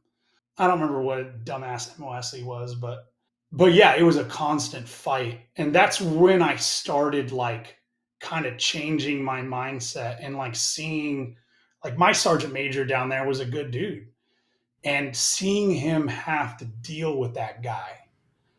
And I'm just like, dude. And he did it like you're supposed to do it as a sergeant major. You know, you got to support your commander. But goddamn, And, my company commander and I, we had to execute as, you have to do. But all the dumbass stuff, like we didn't let it touch our guys. There was like 4 times or 5 times throughout a cycle that my battalion commander actually had to interact with my guys. And I dreaded it like every single time. So let's talk to the end of your career now. Let's talk about when you finally decide, okay, this is it. I'm going to turn it in. I've done my part. You're already starting to look towards the outside. You've already got your bachelor's degree. You haven't started the MBV program yet, but you have your bachelor's degree. You're looking on the outside. Tell me what kind of happens at the end, because you and I have talked about it before, and what is kind of the final straw that goes, yep, it's time to go. Yeah, so let me just back up a little bit. When I was at India Company with Captain Parsons, he was getting out. Like he was focused on getting out. And, because he joined to go to combat and, he kind of missed the boat a little bit. So he started taking me to this club here in San Diego. It's like a networking club called the Veterans Beer Club. And there's like no agenda. You show up, you grab a beer, you slap on a name tag if you're like a transitioning veteran, and you go around and start talking to either other veterans that are looking to hire you or guys that are just trying to mentor other guys. So you really get this like fucking hometown buffet of like networking and industry discovery. And that kind of opened that was really the first thing that opened my eyes. And then seeing how like my sergeant major got treated by the monitor when he got orders after he'd only been in SoCal for like 2 years, after he just spent, a tour in Okinawa, and how they just treated him like shit. And they was like, oh yeah, you're going here. If you don't like it, you can just retire. So like those 2 things kind of like keyed me in on the fact that this is probably going to happen to me. So at the time, I had just finished my bachelor's degree. I started looking into different, MBA programs, master's programs for business. And, like I said, I'm a SoCal kid. I grew up here in SoCal. Like, so USC to me was like this far off, like never going to get there type place, right? And they had this veterans program, the MBV program, Masters in Business for Veterans program.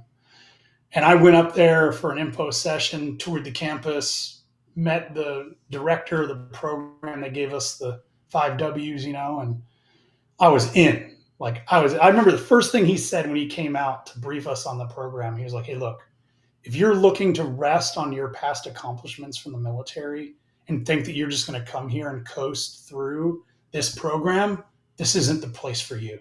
And I was like, I'm in. I don't need to hear anything else. I don't need any other sales pitch. I'm good. So yeah, I applied for that program. And that was in July of 2020 that I started the program.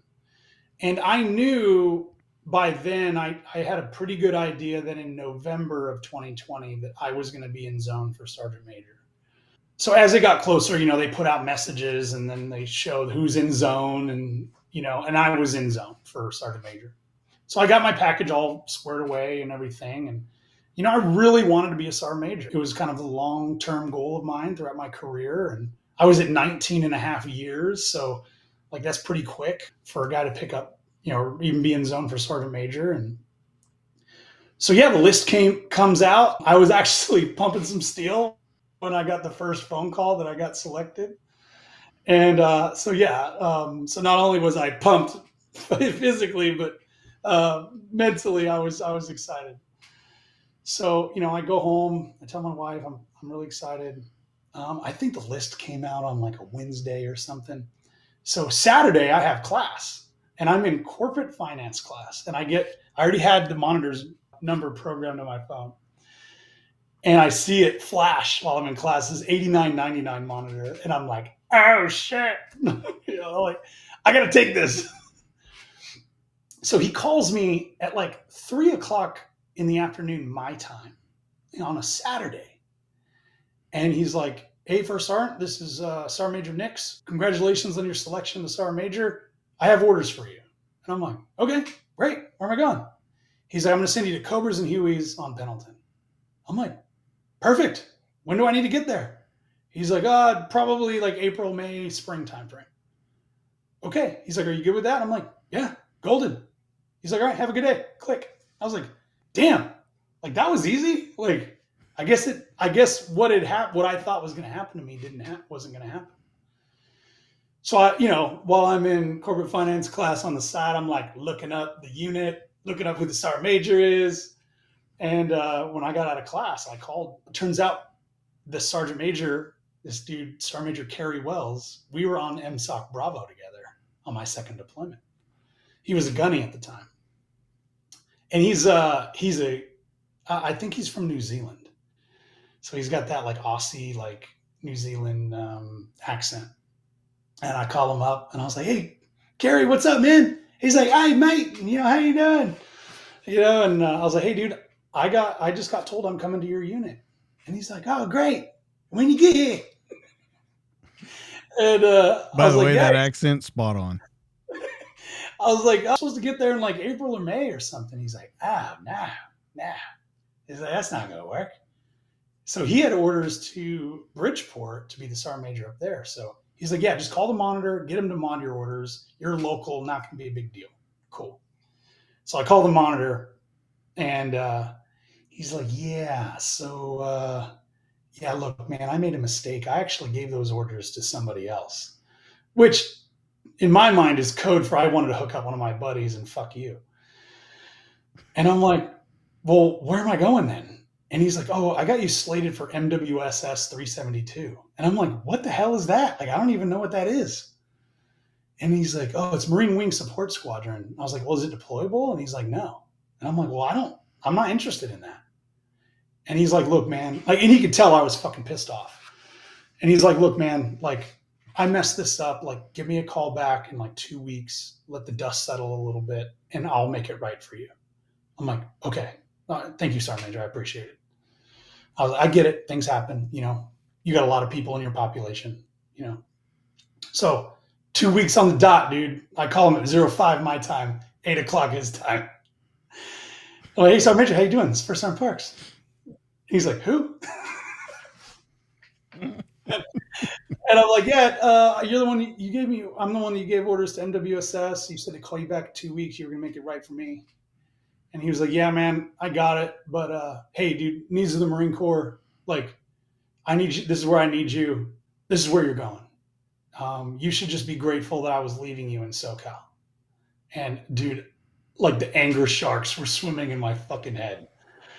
And I'm like, look, I'm not trying to be a dick here, but I was staying in SoCal regardless of what you did. He's like, excuse me? And I'm like, look, like, you told me you'd make it right. Like, this isn't making it right. And he's like, well, what the hell do you want? And I was like, I want to stay in either Pendleton or Miramar. I want to go to a flying squadron or an infantry battalion, like somewhere where there's more hunters than gatherers. And he didn't like that phrase. And he's like, well, that's not how it works. You're a new sergeant major. You're a selected sergeant major. You're going to go where I tell you to go. That's the way it works. And I'm like, well, that's not the way it's going to work for me. Either you give me what I want or I'm out. I'm done. He's like, what the fuck makes you, like, who the fuck do you think you are? Like, what makes you think you're so special? Like, he really did say this to you? Yeah. And I'm like, look, Sergeant Major, I'm at 19 and a half years. Like, you can't make me do anything. I can just retire in 6 months. Promoted or not promoted. All my medical is complete. Like, I've done a good job going to medical, so my VA claim will be solidified. And I'm midway through a master's program at one of the top business schools in the country. So I can either take these orders or I can go triple my income. Like, you choose. And so basically he was like, yeah, well, submit your Appendix J. So then I submit my Appendix J, which is your official document to retire. And they're supposed to approve it within like 30 days, right? And 30 days comes and goes, 45 days comes and goes, 60 days. And I'm like, where the fuck is this approved retirement? Like, what the hell? So I'm trying to call him, I'm emailing him, and he's just ghosting me. So talking to one of my buddies is like, hey, you know what he's doing, right? I was like, no. He's like, he's trying to get you as close to your EAS as possible so that you don't have a choice but to execute the orders. He's just ghosting you to get you within 4 months. So then you're like, well, fuck, now I can't get out because I don't have a plan. Fortunately for the good Sergeant Major, I was playing fucking chess. He was playing fucking checkers. So I go to my Sergeant Major. They try getting a hold of him. He ghosts them. So for the first time in my freaking career, I request mass. That's basically where you request to speak to either your nearest commanding officer or to the commanding general.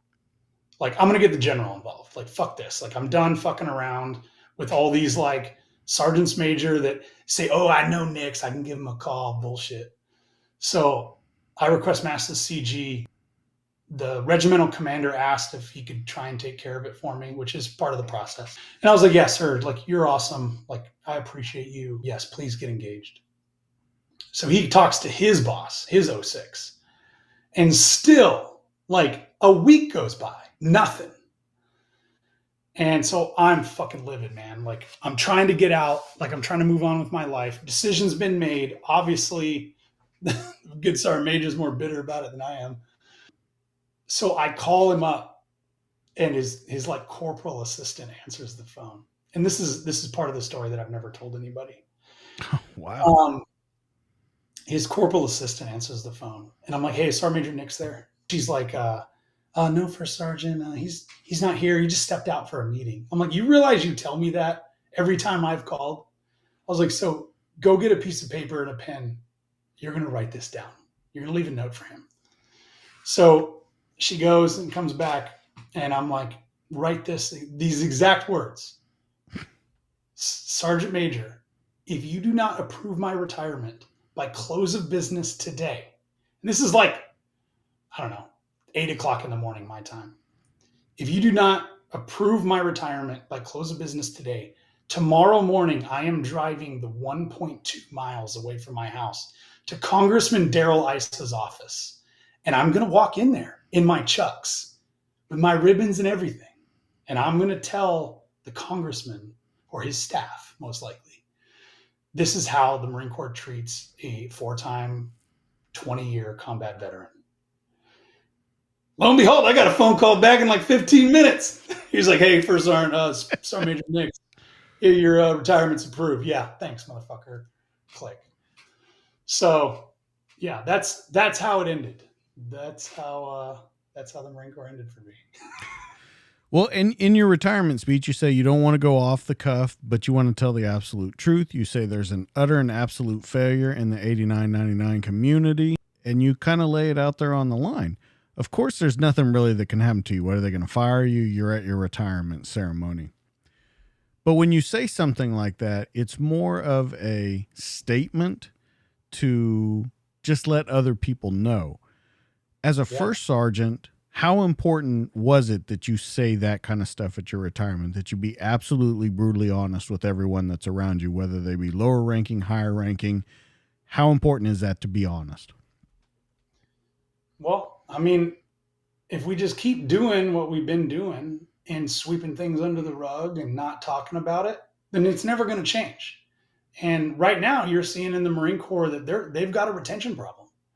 Not so much maybe in the younger ranks, but in the senior ranks, they are losing, all the GWAT guys. Like, it's freaking cool. Like, they're getting out left and right.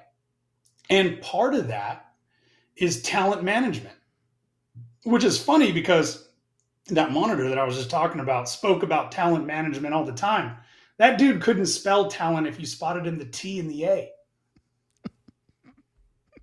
It's like, hey, dude, you have a guy that has 4 combat deployments, a TS clearance, is willing to go to a deployable unit, which, contrary to popular belief, is not the norm, and like just wants to like go to like a unit that's going to do Marine shit. Like, and by the time you assign him, he's going to have a master's degree in business from USC. Like, why the fuck wouldn't you want to retain that guy? But it's not about that. It's about, hey, you're going to do what we say. And I don't blame this on the Marine Corps. I feel like the way I view talent management and the way the Marine Corps like views talent management is the same. It's all these like middle management fucking just like stateside ranger non-deploying ass motherfuckers that like fuck it up. But that guy's not middle management. That guy's at the top of the chain. Well, I mean, he works for an 06, so he's not like top of the chain. He's just he's middle management for the senior enlisted in the Marine Corps. Yeah. All right. You transition out. Is it scary? No. To be honest with you, no. Like the day I delivered that retirement speech, the only thing that I was worried about was what am I going to do with my hair? I never had to worry about it before. Well, yeah. and you did point that out, that you used to tell people every week to get a haircut, and now you wait 6 weeks at a time to get your haircut. So I'm glad that you had ambitions when you got out. Yeah. When you get out, does any of this follow you? Do you have any trouble with PTS? Do you have any trouble leaving it? Because I think that's the major thing that slows a lot of people down in that transition. Either they get gummed up, and I'm talking once again, from my perspective, law enforcement, first responders, that's what kind of gums up the system.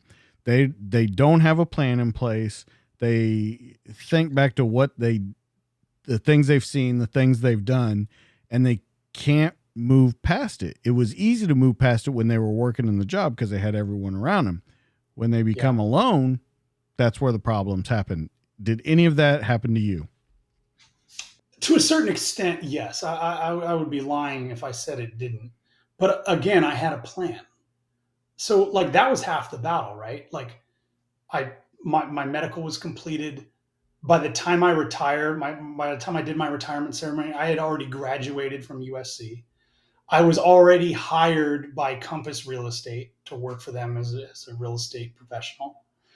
So like all of the like money or finances, or like I had saved up, I think I had 9 months of income saved so that if everything fell to shit, I would have 9 months to figure it out. I figured out what my gap was between what I was making on active duty and then what I would make in retirement for like, after you take into account retirement pay, disability and all that. So it was like $2,000 a month, like pay cut. Like I took a $2,000 pay cut to retire. So, I had 9 months of that pay stacked up. But yeah, man, like, I struggled a little bit, with PTSD, but I was struggling with that before I even retired. I did a good job, and you know what? I'll give credit. I know the VA gets a bad rap, but they did right by me when I asked for help to get counseling. And I ended up finally completing a full like segment of EMDR, and they just pushed me out in town, and I was taken care of, and that really helped out a lot. Let me ask you a question then about that.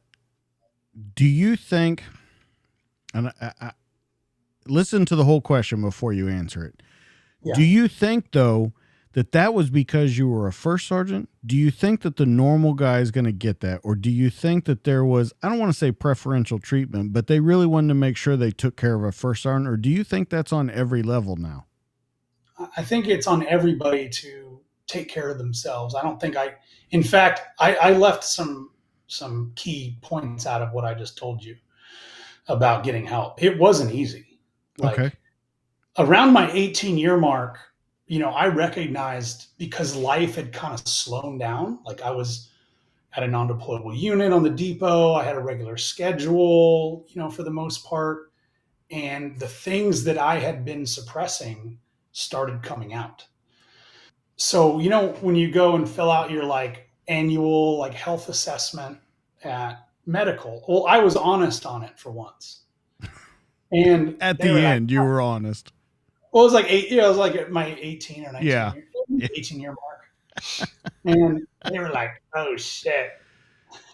So they shipped me to Balboa, and I thought, oh, I'm going to go to Balboa. I'm going to get patched up, and I'll just get back to doing what I'm doing.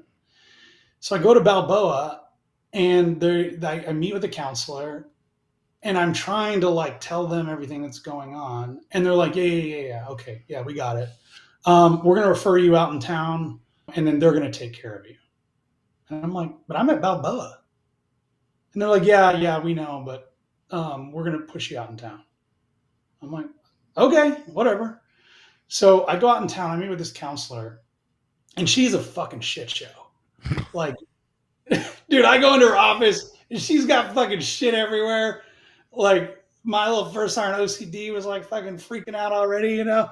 Dude, and so the first time I go in there, I explained to her like all of my trauma, like even childhood stuff. And she's taking notes, blah, blah, blah. And then I come in like a week later, and she's like, oh, yeah, tell me why you're here. Like, she didn't have any of her notes. She lost her notes. This happened like 3 times in a row.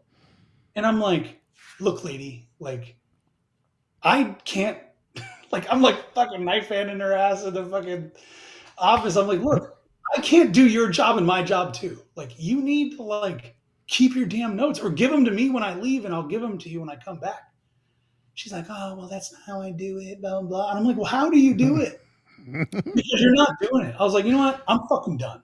Like, I'm done with this shit. And I just fucking left. And I gave up on it. I was like, no, fuck this. There was a point after I had decided that I was going to retire. So maybe about a year and a half later, you know, I started having issues again. And this time I was like, I'm not speaking to any fucking Balboa or anybody else. Our battalion had a psych, and she was like a Navy, uniformed Navy psych. And she had just came over to us from NSW, or, you know, the SEALs. Mm-hmm. And dude, she was great, man. Like, I sat down with her and I told her everything that was going on. She asked me, she's like, yeah, what's going on in your life right now? Like, what is your day-to-day like? And I'm like, well, I just submitted my paperwork to retire. I'm a first sergeant for a company. I'm going to business school, and I got my real estate license, and I'm doing real estate on the side. And she's like, what the fuck? She's like, what the hell how are you doing all of that? I'm like, I don't know. I just make it happen. And she's like, you know, that is like a symptom of your PTSD. I'm like, what? She's like, yeah, you stay in a constant state of workup and deployment. You keep your cup or your plate, however you want to say it. You keep your plate full all the time so that you don't have to deal with anything. And I'm like, oh shit, like, you're right. I ended up going up to NICO, or Intrepid Spirit, for 6 weeks for intensive outpatient treatment. And I was detached from my command. Like, I went up there.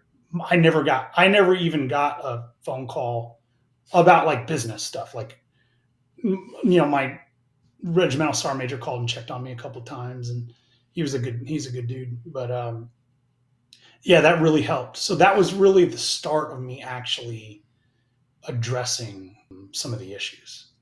Do you feel like you have, I don't want to say move past help now, but do you think that you're at a place where you can manage it and kind of just move on with it, kind of put it into the past, put it into the, you know, the backspace of your mind? Are you there yet? Yeah, for sure. What I did when I was first retired with EMDR through the VA, that really helped. That really helped me out a lot. So by doing that, that allowed me to kind of let go of some of the trauma, not just combat trauma or whatever, but like childhood stuff. And that's what I was going to say. Doesn't that EMDR, that goes way back? That's supposed to clear out like way back machine. That's where they start, actually, is your childhood. Right. So I don't know if that's part of the program or what, but they started in kind of chronological order. And I did many rounds of that. And the first time I did it, dude, I was donezo.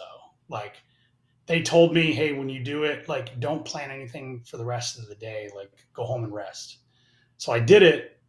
at like 3 in the afternoon. I don't remember driving home. I walked in the house. My wife was like, "Hey, are you okay? Do you need to sleep?" And I'm like, "Yeah, I need to go to bed." So I went to bed at like 4 or 5 in the afternoon, and I didn't wake up until like 7 or 8 the next morning.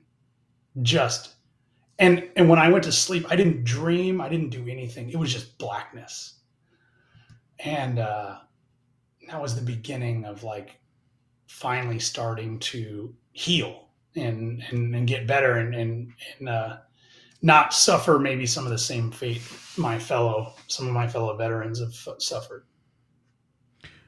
Well, let's talk about after you transition, you go into realty, you kill that, 35 million in sales. You finish your master's degree, you start working for this other company. And I know we can't get into a lot of detail about what you do with them, but seems to me like you're still at that pace. And this is where I want you to kind of explain it to me. You're still at that pace that Navy psych was telling you, hey, you're always keeping your cup full. You gotta take a break every once in a while. How long can you hold this pace up? Man, until I'm done, until I'm until I'm until I'm gone. I just don't know like how else to be. Yeah, like real estate stuff is great. It's a lot of fun. I do it with my wife, which was difficult at first. I'll be honest, but now it's awesome, man. We're a great team. We divide and conquer.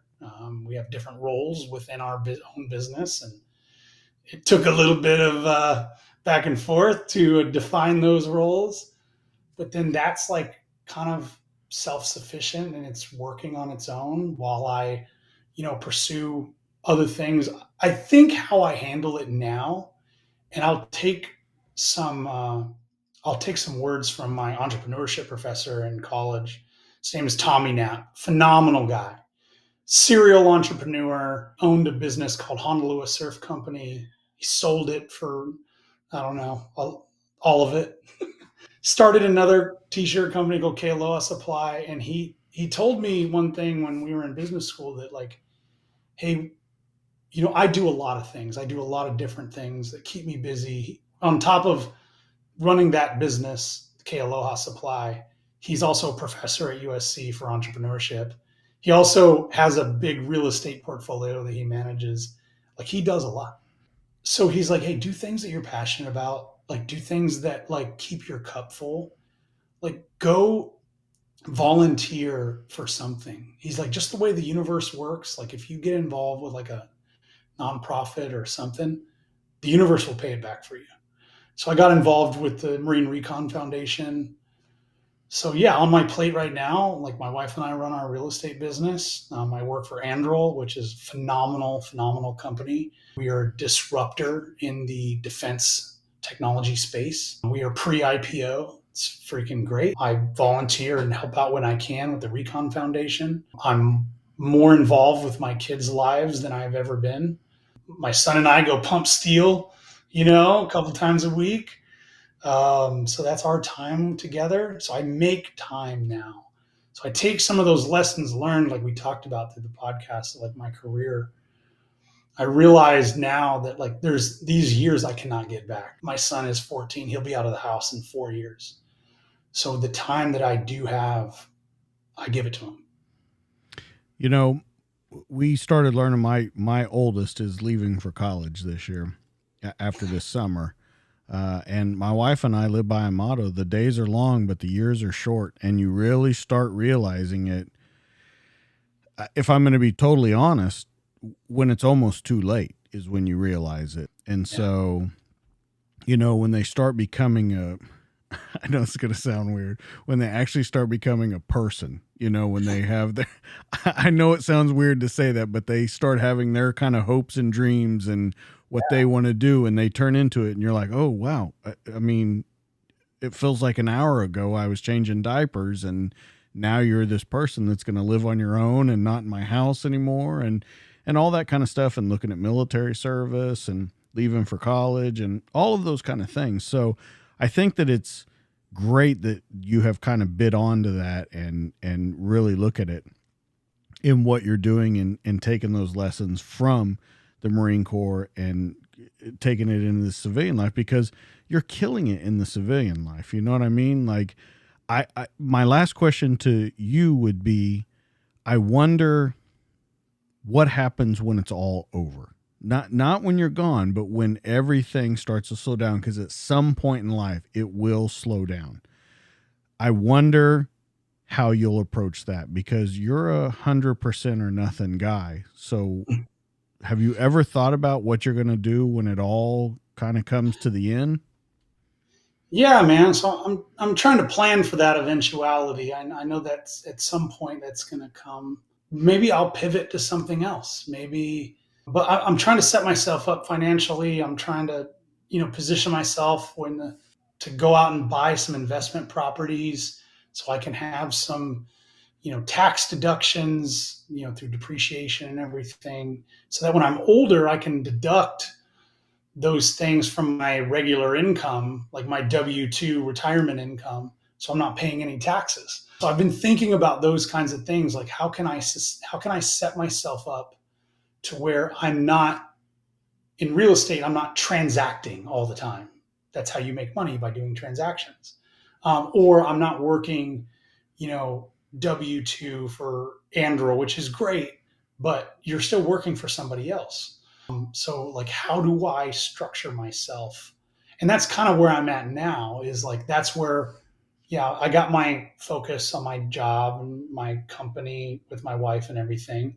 But I also have an eye to, okay, I've got 25, maybe 20 years left of like grinding it out.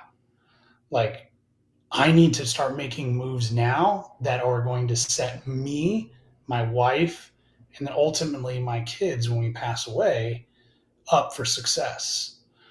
So that's kind of where I'm at now. Well, this story, I couldn't wait to get you on here and talk about this, man. You just approach it with such a different persona than a lot of people, with a smile, a laugh. You always have a joke about what's going on, even when the times are tough. I'm so honored that you came on here and talked to me. Let's talk about where people can find you so that they can look into you a little more. Really, probably the places that I'm the most active are Instagram and LinkedIn. So LinkedIn, just Randall Parkes, Parkes. My Instagram is Randall in San Diego. So depending on which one you look at, you may get two different versions of myself.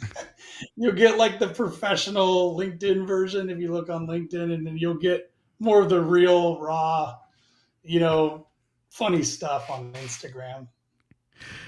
Well, man, once again, I can't tell you how much and how happy I am that you came on here. Guys, you know where you can find Randall. That's going to be the end of his story for tonight.